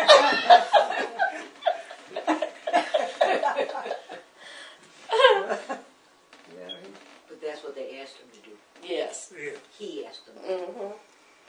Yeah, Benny was something. He was fun. I had an experience down in Franklin, Ohio. You know, we used to go down there. Down by the railroad track. Yeah. And Uncle Bob had a meeting over in the ladies. You know, the women had a, what do you call it? Oh. I can't think of it. It was a club. There was a little building right beside the railroad track. Right. And so we was sitting up in there, and they, you know how church had their long benches for seats. Mm-hmm. And I never did like go down front, you know. And so I would sit back there by myself a lot of times. And I was sitting there. They called on Doc Kenley. He got up there, and he went through. I don't remember what he said, but everything he said, I got it up here. I was just like I was lifted up into, my mind was lifted up into his, both of us. Yeah. And I kept sitting there. And I was not aware of it being in this room or anybody in the class. Nothing. He took my mind. And I was there until it was over when, so Doc was had been on the front seat. And so when they dismissed, I seen Doc coming down the aisle. And I was standing up there by the bench. I was standing up. He came up and then come down between the row of the seats they had there. And when he got up to me, he did like this. He took my hand, and then he let go. Then he turned and went back up there. My mind was just absolutely gone. Oh, man. He took me, he did, that's true. That's a good place I to didn't be. really. Yeah, really. I did not realize nothing, nobody, nothing. Sweet. He had Till caught he you come up. in, when he come down that roll seat, then he come out and shook hands. Then he turned and he went back up there and sat down and started talking to the rest of the people. Oh, man. Yeah. He said, Love that. I'd forgot about that. A lot of I remember one time similar. I remember the teachers were sitting around talking to Doc, and I was sitting beside Doc as if it was going to rub off. I just wanted to be around him. And they were talking about something, and they saying, yeah, Doc, we see that, and I didn't know what the heck he was talking about. And I kept thinking, what's that mean? And he kept repeating it over and over, and finally he took his elbow and nudged me and said, now you got it. And when he did that, I knew what he was talking about. Now I can't tell you now what the conversation was, but I remember I was struggling, like, what does that mean? And when he did that and said, now you got it. And you got it. And I got it. I said, oh, yeah. Sweet. Yeah, he was Very something like that. He was dancing in the clouds. I'll tell you. He'd come up with things we never heard of or even thought of. I remember I used to listen to his transcript, to his lectures on tape when I was going through chemotherapy. I was in bed a lot. So I'd listen to Doc's tapes, and I'd drift off and then wake up. And I remember him talking about your immortal body. You're going to have an immortal body. And he said, it doesn't matter. He said, you might say, I got the cancer, and I've got this and that. And it brought tears in my eyes. I felt like I was up where he was actually hearing his voice. Yeah. And he said, you know, you're going to have an immortal body. Yeah. And Forget that was, about it. yeah, but it was like I wasn't listening to a tape anymore. Yeah. I felt like I was actually caught up. Yeah. And that was a comfort. Oh, It yeah. really was a comfort. I often would lay there and just listen to those tapes. That's right. That's beautiful. And then next time I'd say, what tape was that on? Because I had played so many of them. I couldn't remember which tape it was, but he talked about having cancer and stuff. Not to worry about it. Yeah. Dr. Kelly, he passed from cancer, right? Yeah, Yeah. cancer. Yeah. What kind of cancer? Was it lung cancer? Might have been. I think that's what they. I think so. What was it, lung cancer? Yeah. Well, Yeah, I That's what never her knew wife what took kind care of it Mary. was. I think it was long. yeah. I recall. And he'd come to class and he'd be sick of the dog. He just couldn't hardly stand up. He said, I had to come because I got something special I want to tell you people. He says, I don't feel good. But he said, I got out of bed to come. Was anyone of you guys there for the last lecture? Oh. No, he did that in L.A. Down in L.A. Okay. And I had them tapes. I can't find them yet. You can't find your I got four.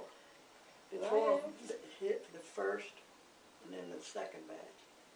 Four all together of his last lecture. Oh, wow. I had them one day, and I think I mentioned to him. Next day, from that time on, I haven't seen him over a week. I don't know what happened to him. Oh, And man. I got boxes of stuff I've been going through. Mm-hmm. I said, I know they're in here somewhere. We got them for you. You got the audio? And the last Chicago event, they put the last transcript in there. Yeah, we did. Oh, well, I You mean, did predestination This is on transcript transcript, and the tape. Yeah, but I got Yeah. them on the disc.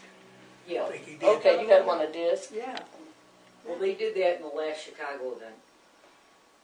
Mm-hmm. They had the predestination transcript and then the CD lecture. of the last lecture. Yeah. Yeah. Yeah. Well, I got them somewhere. Yeah. I just had them, and I couldn't. We'll help I you. might. Yeah. We're helpers. Believe me, I need help. Because I've been mad, We all but do. I've been highly upset. Looking Because for I that. know, yes. Yeah, it's okay. I don't remember having them when I ran across, and I got all kind of stuff in here.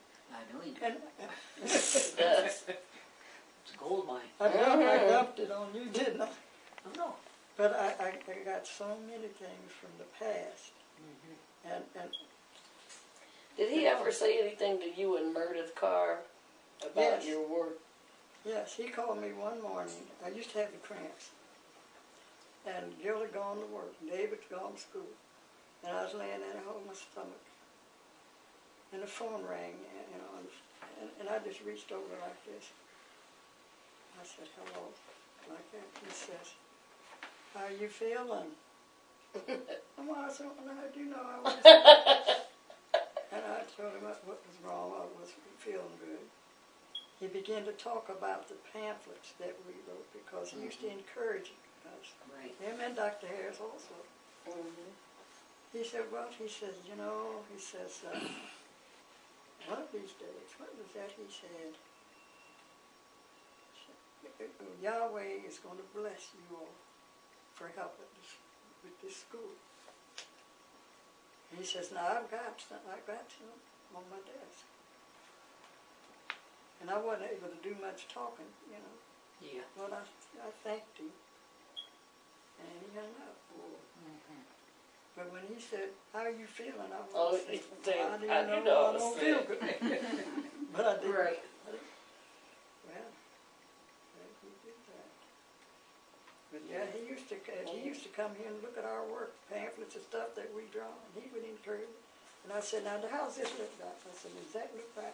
There was one lecture, the first of it, the cover. I had 3, 2, 1. No, I have 1, 2, 3. He said, no, you put your, and it's still on one in pamphlet. It's 1, 2, 3. Then he just reverted. He said 1, 2, 3. Right. And it was a head Okay. on there. But I don't know where it is. Like your head is a tabernacle. was something, and he just corrected them. I used to take a lot of stuff to him. Man. And Dr. Harris also, he said, you girls are going to really help this school.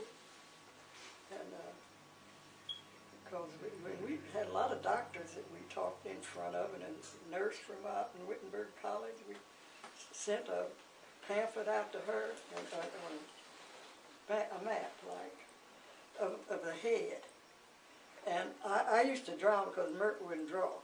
But I drew this big head, and I put all whatever's supposed to go in there according to the pattern. And she's a professor at Wittenberg. And so she cleaned house for the lady. So she said, "You mind if I show you something?" She said, "Well, no." And she's a professor. They laid this big chart in the floor. And she went into that head and went all in the body, that head. And that professor, when Meredith got through, she said, "You know what?" She says, "That's what I do, but I don't know what you know." Wow. Mm-hmm. Yeah.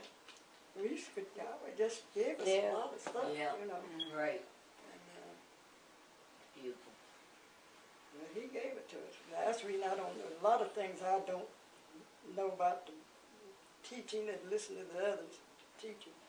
But that was not my call. Right.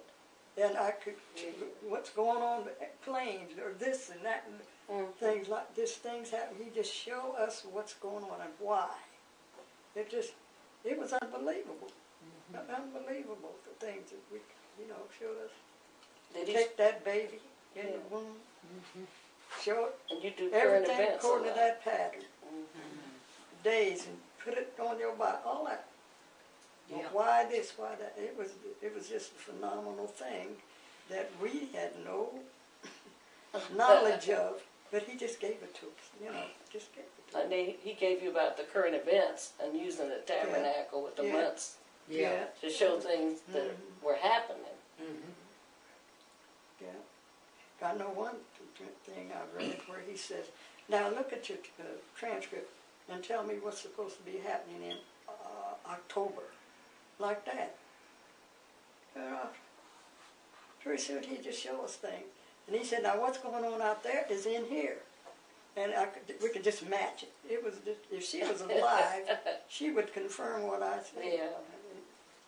Not no more. It's gone. I'm trying to get my homework now.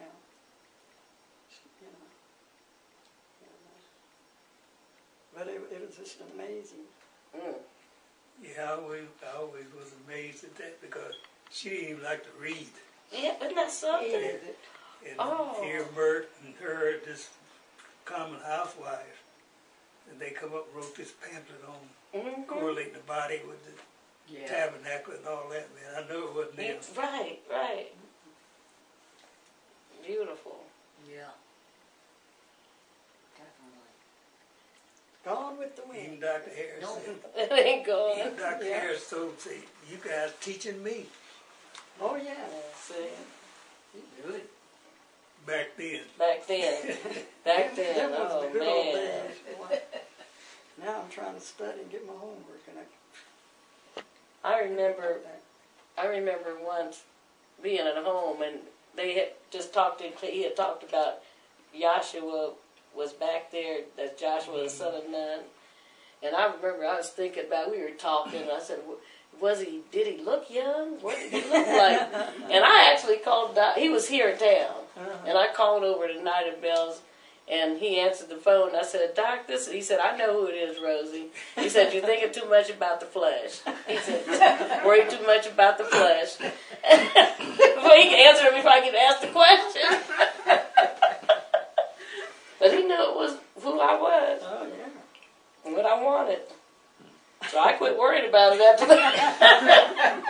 So, well, since you know it's okay. Yeah, okay. Yeah. I ain't worrying about that no more. That's a comfort. Yeah. Do something. Yeah. I was thinking the day we go to class, Uh-huh. I was thinking about where we had Dr. Keller's his funeral here. Oh, at yeah. the YMCA. In the gymnasium, yeah. Yeah, his funeral held in the They're YMCA supposed to gym. have money, that's the only difference. Mm-hmm. Big elaborate place. Yeah. Really glorifying the flesh. Yeah. And make sure you dress up so you don't look like a vagrant. But there wasn't some of them that came and went. They was telling me that had this picture that you can get on TV. You can just look inside of the building. Oh, okay. It's on. Probably online. They had it on that for us, you know. And I was really surprised at it. So I was telling some of them at class, couldn't wait to get to class. I said, now it's this man, Michelle, she'd been there before, and Dottie, and somebody else said, we've been there, said, out front is where the people get to put their footprints of the stars. You can see it, and I could just barely see along out front of this building. And they said, but it smells so bad. What? They said pee.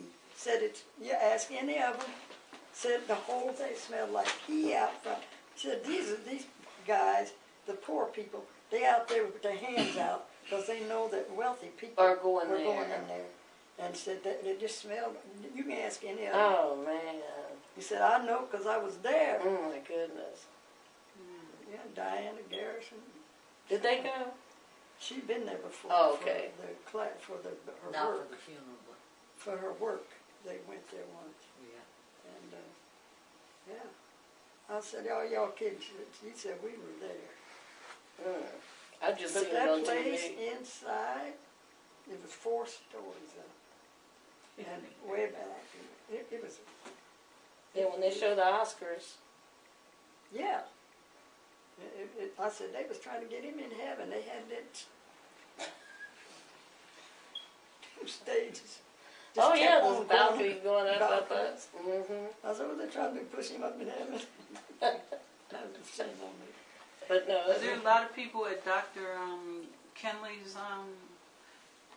funeral? here in Well, they had Springfield. one in California. They brought him here because this was the birthplace. Oh, okay. So I forget how big the crowd was here. Well, we was in the auditorium, and that was the auditorium. We were in the gymnasium Gymnasium. up at the YMCA YMCA. Oh. on Center Street. Yeah. But it was filled with people around out of town. It was in Detroit and these places like that. L.A. was there. So you got a lot of memories up there. Oh, yeah. I just can't remember. I was just comparing the man that actually had the vision revelation, you know, the buildings where we did his funeral in and the ones that they did for Dr. Harris. Yeah. Made it really Yeah, you elaborate. could get it. What is that? What's the word? What do you call it? I got it written down. But you get on TV. I mean, on your computer. That's all in the word. And I just got it pretty soon. That thing will come up. They'll come up and show you. Yeah, yeah, they did a beautiful job. Yeah. But, I said, that's a lot of money. Oh, yeah. But I couldn't believe it when they said it smelled like pee all Oh, out. man. Those poor folks, the bums, said all they're coming up and down with their hand out. No wonder they said dress up. You So we don't think you're a vagrant. I said, well, I couldn't believe it, but I had plenty of witnesses though. And I could see, said, yeah, they out there hand out. That's what they do. They collect money because rich people. That's where the rich people are. He said, that's where the poor folks are. Them bums. Mm-hmm. So right out front. Wow. So do you have any memories for real, Valerie? For real. I mean, you don't want to talk, but I know you must have some experiences. Well, I could tell you how I came into class and some things I probably can't mention because Right. I don't think it's that. it was pretty rogue in those days. But I came into class in Syracuse, in 1974.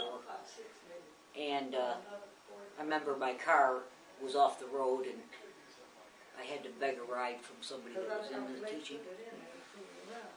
And in fact, I found out about class from some person that lived in this farmhouse that I was living in. There was like 7 or 8 of us. And he was fighting with his girlfriend about his teaching. And I go, well, what are you guys fighting about? Well, she goes to this class where they talk about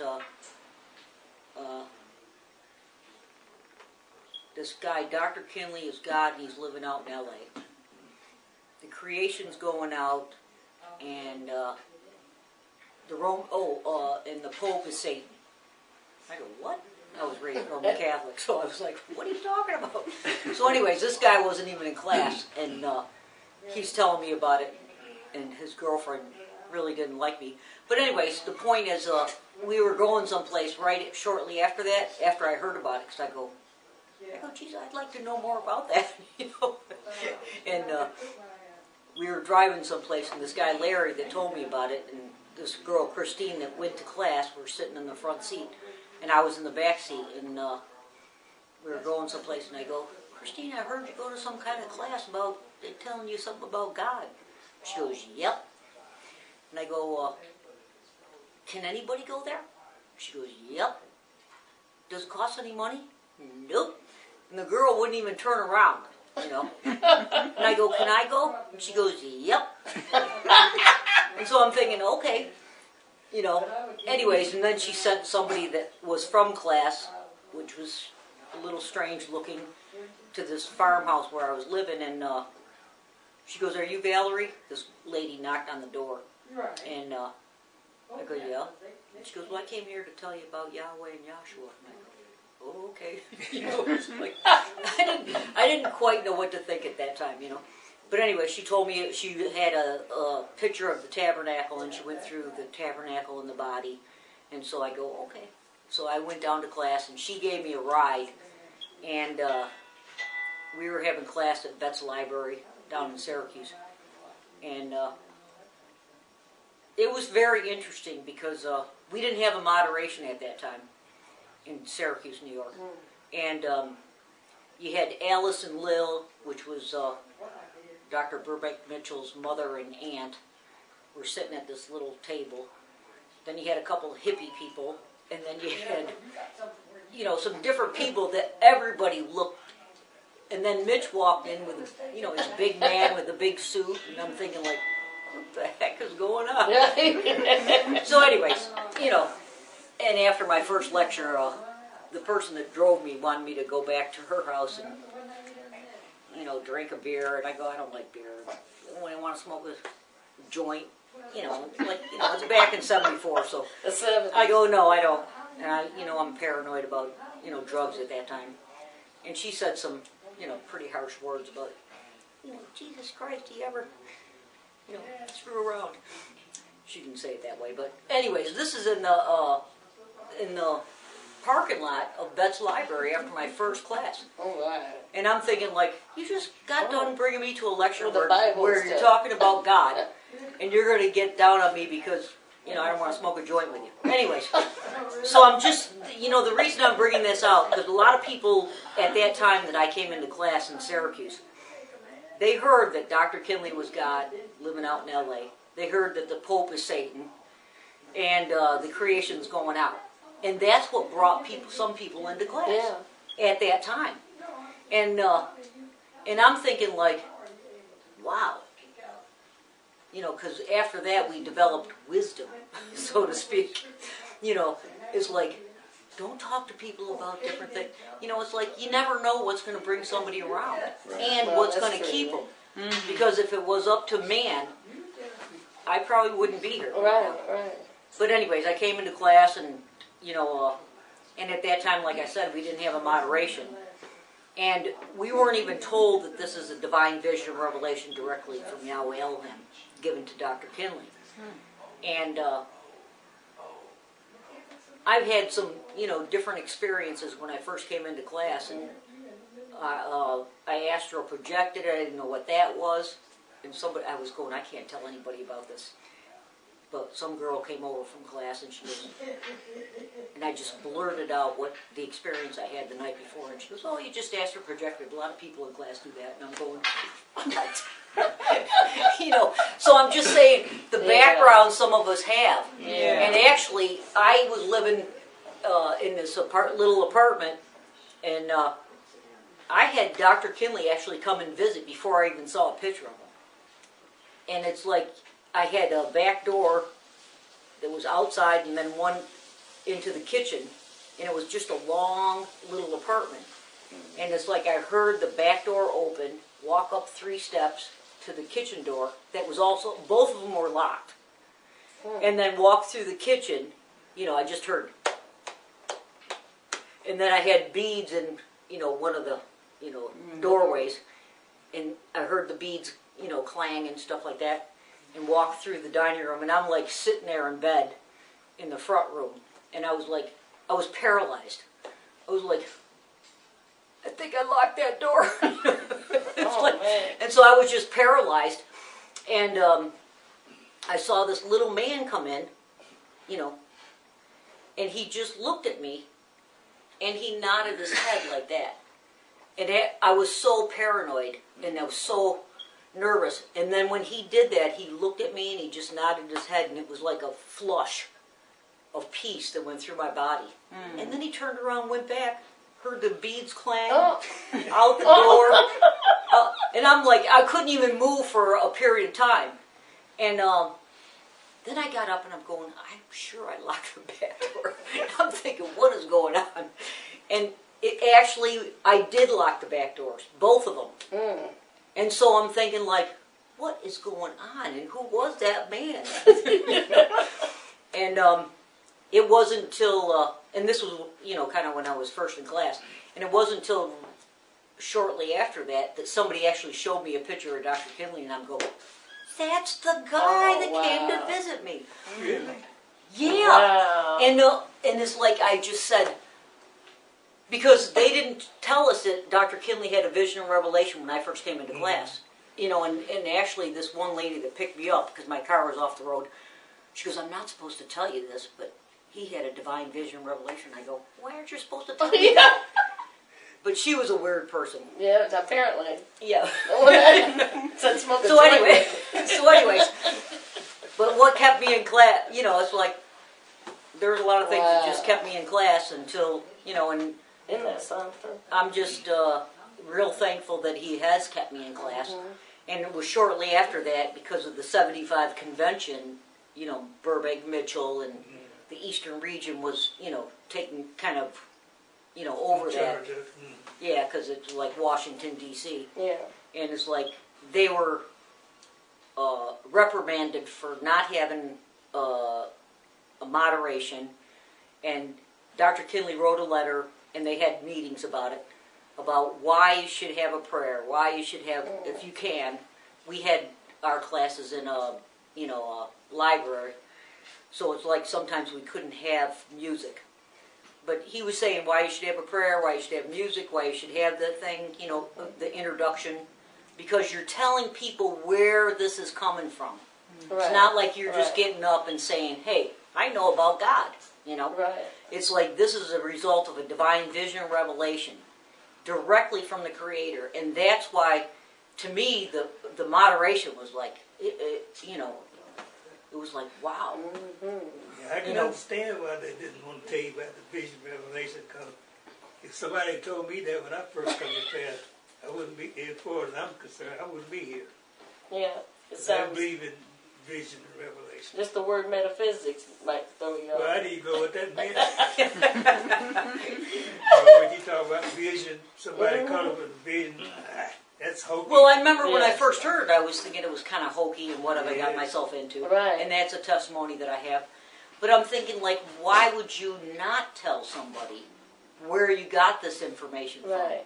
It's not like it's a product of a man's mind. That's true, but I think sometimes you got to ease them in. Yeah. Because like I said, if I'd have heard it, if they had told me this about man caught up in the vision, I would have probably, as far as myself, I wouldn't be here. Yeah, okay. Did they have a moderation when you came in? Yeah. I don't think it was like 10. In fact, they used to Thanks. smoke in class. Yeah. I know, I remember that too. And But that, that, was, you know- that bothered me because, I come out of church and smoking was, sin. Yeah. And you sitting up in Oh. class, and Glenn would teach class with a Coke in one hand and a cigarette in the other. Wow. And that bothered me. When was this? What year was Oh this? man, That must have been 16. way back. Yeah, it was in the. It might have been in the late 50s. I think it might have been because my grandmother went to class. She said the first time she went, she said people's over there with Bibles and cigarettes. Yeah. And it was smoke-filled room. sometimes- She thought, I'm never sometimes coming back to this class, evil place. somebody But she did smoked. eventually later on come back. But that was condemned me terrible. because these people down there smoking, talking about God. Huh? Yeah, Bibles and cigarettes. Yeah, I know y'all always kept me in because, man, I know. That's a testimony. when I saw them charts, when I walked in and saw them charts, I'm in the wrong place. What is this about? Right. I Right. know. And being in the YMCA too. Yeah, Yeah. Right. right. Because when I Where got in the y'all army, church at? I stayed with my older sister for a while. She was Jehovah's Witness. Yeah. And she wanted me to go to Kingdom Hall. Yeah. And I always thought it was Kingdom Hall. It ain't a church.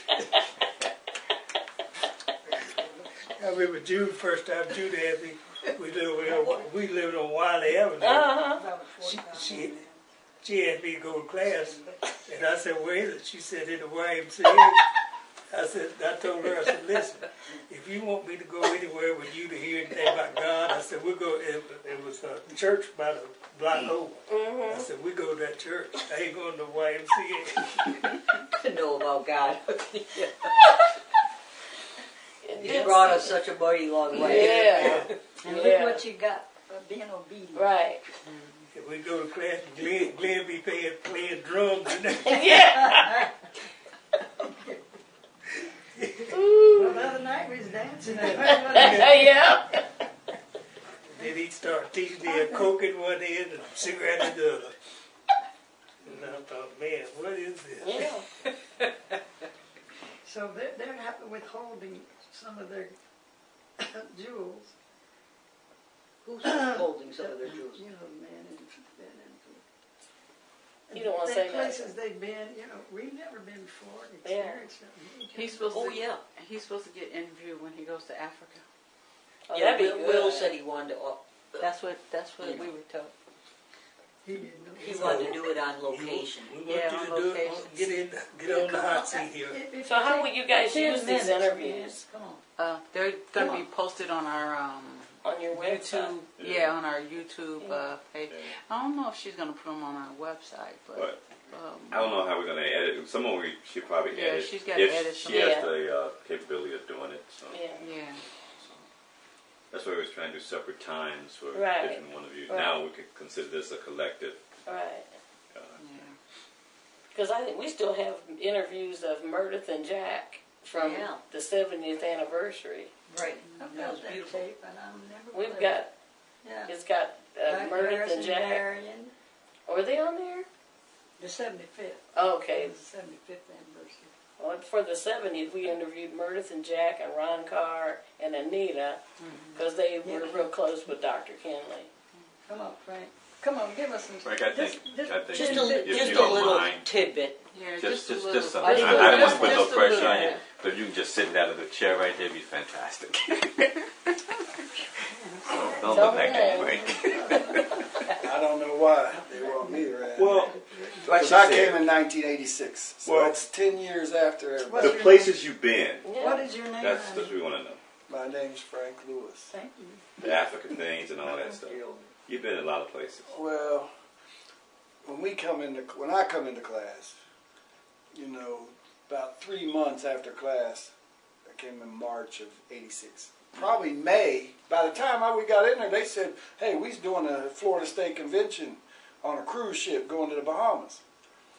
And so I bought a couple tickets, one for myself and one for my buddy. That's why he lived. And then I'm teaching Look at school. John. Look at John. I'm teaching school, and I can't tell all the stories. Well, that's okay. They will edit. It's out there now. But it's the power of the gospel to turn Yeah. people around. You know, That's I right. go down there, and when I go to my first class, because the girl I taught with, they said, don't ever ask her about religion. So the first thing I did, what religion you? She said, Yahshua. I said, what? She said, Yahshua. I said, what? Yahshua. I said, what? I think it's about 4 times. Then one day, after a little bit, you know, I was messing with her. You know, I don't want to say all that kind of stuff. It's okay. Because her name was Juanita. So I'd say, hey, Juanita, have it your way, like the way Burger King is. And she said, man, that guy's a fool. She was right. And so I went down there, I go down there, and I'm the only white person in the place. And I see them rocking and singing.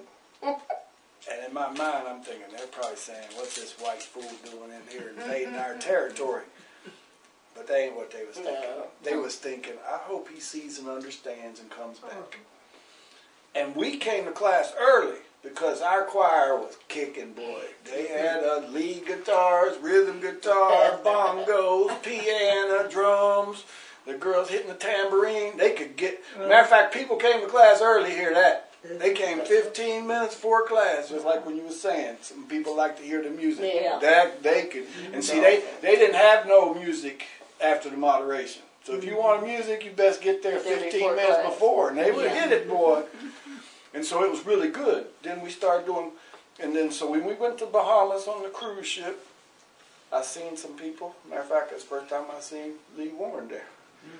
And then and the testimony is they preached for Dr. Mixon preached for 9 hours in a government hotel, and then Sybil come into class there. And she's still in Bahamas today. And they have the charts and teach it. And then then as a young minister, I would go there. I'd go to places people wouldn't go to. And that's how I was raised up in the school. Because most people only want to go where if Dr. Then we started doing we started doing these they had car washes back then. They called spoiling the Gentiles.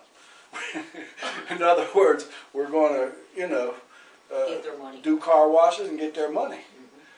And then the whole emphasis was, we got to get this gospel out. We got to get this gospel out. And then we started doing these live radio shows. And I'll say my first car wash, I go out there, and that Florida sun beat me down so hard. I mean, when I've always felt like I'm gonna go the end with something.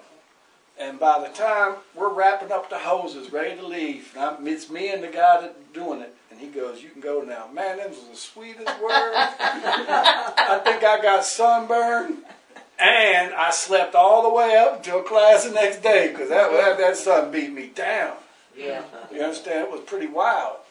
But then when we started doing the radio shows, Dr. Mixon come down and the first month I'd never seen no Dr. Mixon, never even heard of a Dr. Mixon. But I could tell these people knew some stuff. I mean, they could preach. You know what I'm saying? Almost everybody.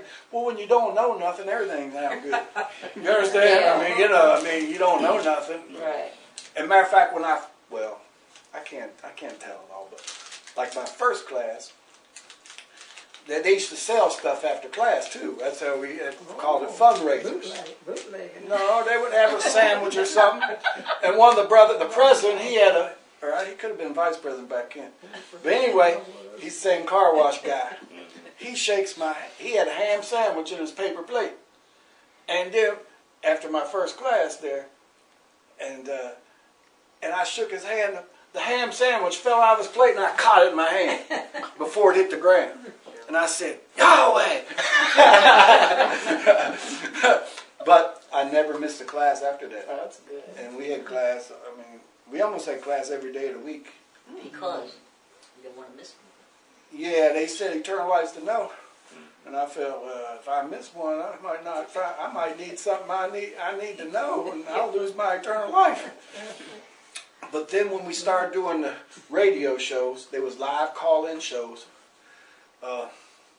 We did about 5 shows at this one place in Fort Lauderdale. I think it's called Wexy. And the preachers didn't like it at all. So they more or less told them, y'all can't have no radio show here. Because they was, you know, that's they supporting their show. And you're out there telling Lord God and Jesus a lie, you know. And then I was just going through the radio stations on the AM dial. I heard this place called Surf. I said, oh, there's another station. And so we started, we went in to go in there to ask him about it. And the guy goes, I'm head over another station. It's 50,000 watts called the Atlantic Beacon. It's out of the Turks and Caicos Islands. And he says, and we got a slot for midnight about $100, something like that. So it ended up, one of them was $125 for the live show, and it was $100. Either way around, it was $225 a week. That's a lot of money. And when that station, and then, matter of fact, the guy goes, now I'd only been in class not very long. And the guy goes, well, we got to have something after we said, we'll do it. The brethren said, we'll do it. And then the guy goes, well, we got to have a name in a post office box. So they used my name. And I ain't even saying nothing. I'm just a few months in class. And they'd say at the end of the show, it'd say, now if you want to know more, you can write Dr. Frank Lewis at P.O. Box something, in Lighthouse Point, Florida, you know, whatever the zip code was. I don't know, 33074, something like that. And I tell you what, we got letters from Jamaica, Bahamas, Aruba, Barbados, New Zealand, Germany, because the shortwave radio guys, that thing goes off around there. And to Jamaica, we got about 7 letters from them. And one guy from Kingston wrote us, and then he wrote us a second time. Then Dr. Mixon said, we got to go there. And we went to the 87 International, and we asked them for pamphlets. And then Dr. Harrison told them, we ain't giving you no pamphlets. They'll just take the pamphlets and throw them away. You understand? And you know, after that international convention, when Rohan got up, Dr. Mixon said, I guess he didn't throw them away, did they? Wow. So we have a convention. So now that was a no-no, because we had a convention November 1987 in Kingston. So that, you know, you don't do that after, well, you had the International July, I think, 87. So to do another convention in the same year, you know, that ain't against the, that's against the rules. It's not kosher. But the whole thing was to get the gospel out. Yeah. And so when we had it at the Pegasus Hotel, Thanksgiving weekend of 1987, November, 95 first-time visitors come to that.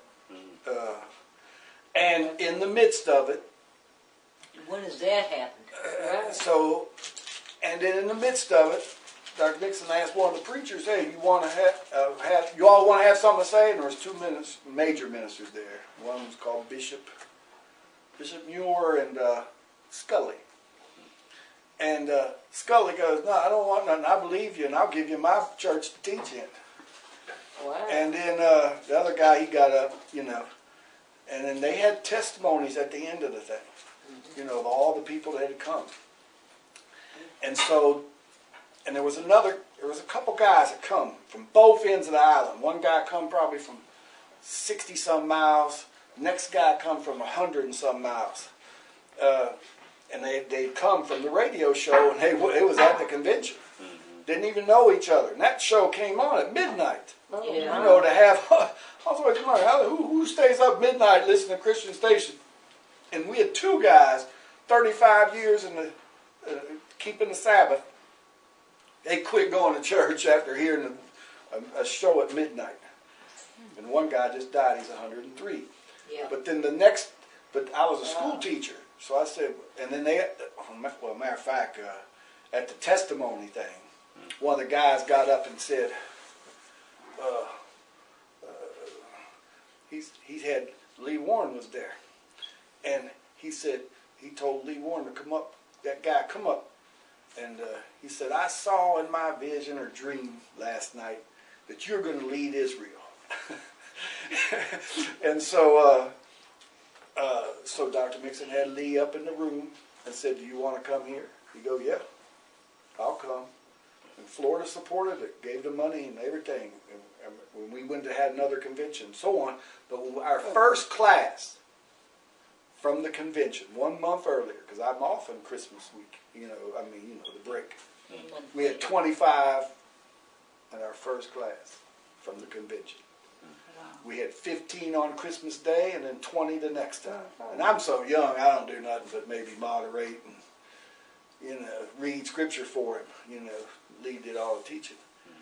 And then we more or less moved all his stuff over. There was other things. We had another convention because we had a guy on the other end, but it didn't do much. And that's how the school got started there in Jamaica. My goodness. And then after Lee was there for 6 months, me and a brother J. Bo Williams and myself, I quit my job. And there was a lot of stuff that happened, though. It was put on my heart to go. And I said, I'd learned. I said, I more or less told. I learned that they said ask Yahweh. I never heard that neither till I was in Chicago one time. I said, what do you mean ask Yahweh? He said, well, he's in you. So I asked him, I said, well, you better show me a sign if I need to go.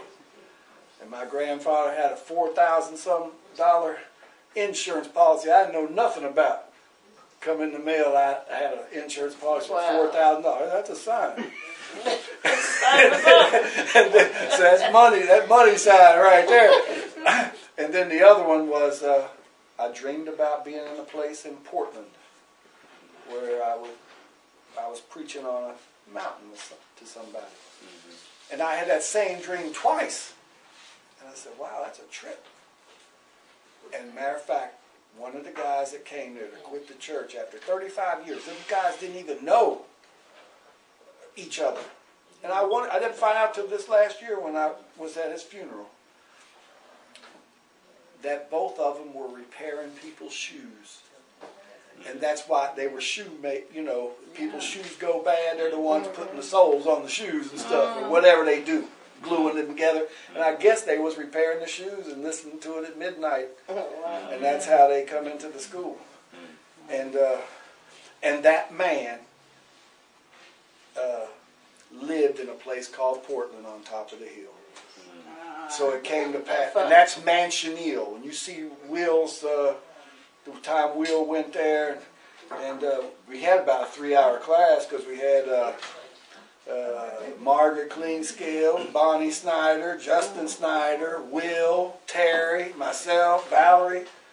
We was all preaching on the street. And Will's got it on the internet. It's about 3 hours long. And Mansionil is I guess what you call the parish.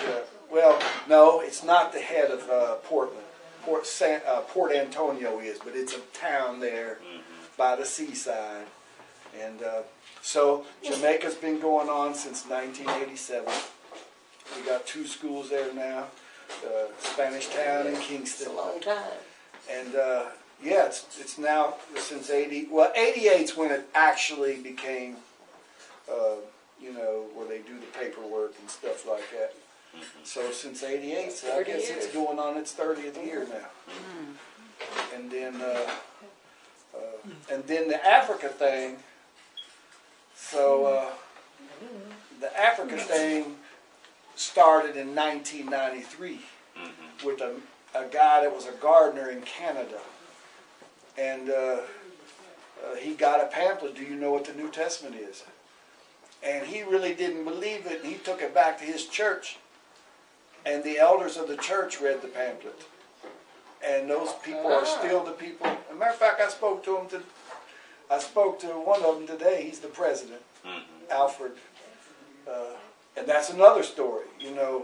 They went over there from 93 to 95. There's probably 12 people from New York that went over there. My goodness. And that guy from Canada, Lawrence Valmonjou, Lionel's father. And after they read the pamphlet, they said, we ain't supposed to do the carnal ordinances? You know, they said, can you get a hold of them people and give us that pamphlet? And he said, yeah. And they got a hold of him, and they all them elders read the pamphlet, and they said, we want to know more about that. And, you know, about the name and stuff. And so they came over for conventions, but nobody had been over there since 1995. And I always said when I learned about the Africans, and I'll never forget seeing the International Board's minutes, and they said, we're going to make them an inactive branch because they didn't send in their branch school reports. And I thought that was crazy. You know, you don't know what them people go through out there. You know what I'm saying? You know, because like when we went to Jamaica, our dollar was 1 to 5 when I went there in '87. It's now 1 to about 120 something now. One of our dollars used to be 5 of theirs. Now it's 1 to 120 something. I mean, you know, that shows you how much worse things is. Well, we got. So the story was when I did get some money, I started asking them New York people, what about the African people? They said, well, they had 2 strong guys. He died. The guy that was the representative, he took the charts, ran away. Nobody knows where he is. Well, so that was the story from I don't know how many people I heard that story from. And then Bonnie's up there, and Bonnie finally got the number from one of the guys that was supposed to be over it, who went to L.A. And so I called him up. The one they said stole the charge, ran away, and nobody knows where he is. And I said, well, they said 2 of the strong guys died in class, and you took the charts and ran away, and nobody knows where you are. He said, the devil's always lying. The school in Zambia will never die. And he's right. You know, he raised up his family, and them guys loved to teach it. And then when we went, so it was 2010, I think. And then, so then we made it over in 2012. There was, they hadn't seen nobody from the class in 17 years. Oh, my goodness. And matter of fact, when I asked Miro, which is James Kabbalah, was the representative, them people stayed in James Kabbala's house. He never moved from that house, so he didn't run away and didn't know where the charge was. Nobody knew where he was. Then on top of that, I asked Miro, I said, who's going to pick me up at the airport? And they said, well, this person, and Alfred. And Alfred's the one they said was dead. And I thought, well, maybe somebody, what I'm thinking, because I don't know him. I said, well, I did meet James, though. I met James when I came back from Alaska. I was in Alaska from 1990 to 1993. Because, like I say, they say, Dr. Mixon saw me go to Jamaica. And as soon as I got back from Jamaica, he goes up, he tells them people up in Alaska, I know somebody will come. And I end up in the, and the reason he said it is because I've always felt that if I was someplace, I would want somebody to come and preach to me. So I would put myself in their position. And, you know, and he blesses you when you do that. He blesses you. People wonder why you can remember stuff. Hey, if you preach something over and over and over and over and over, and they're the only ones you ever see. Right. Like in Jamaica, I probably preached 10, 12, sometimes up to 15 lectures a week. Oh, wow. That's a lot of floor time. That's some serious floor time. You know what I'm saying? Mm-hmm. And I didn't have no back here. Where's that in the Bible?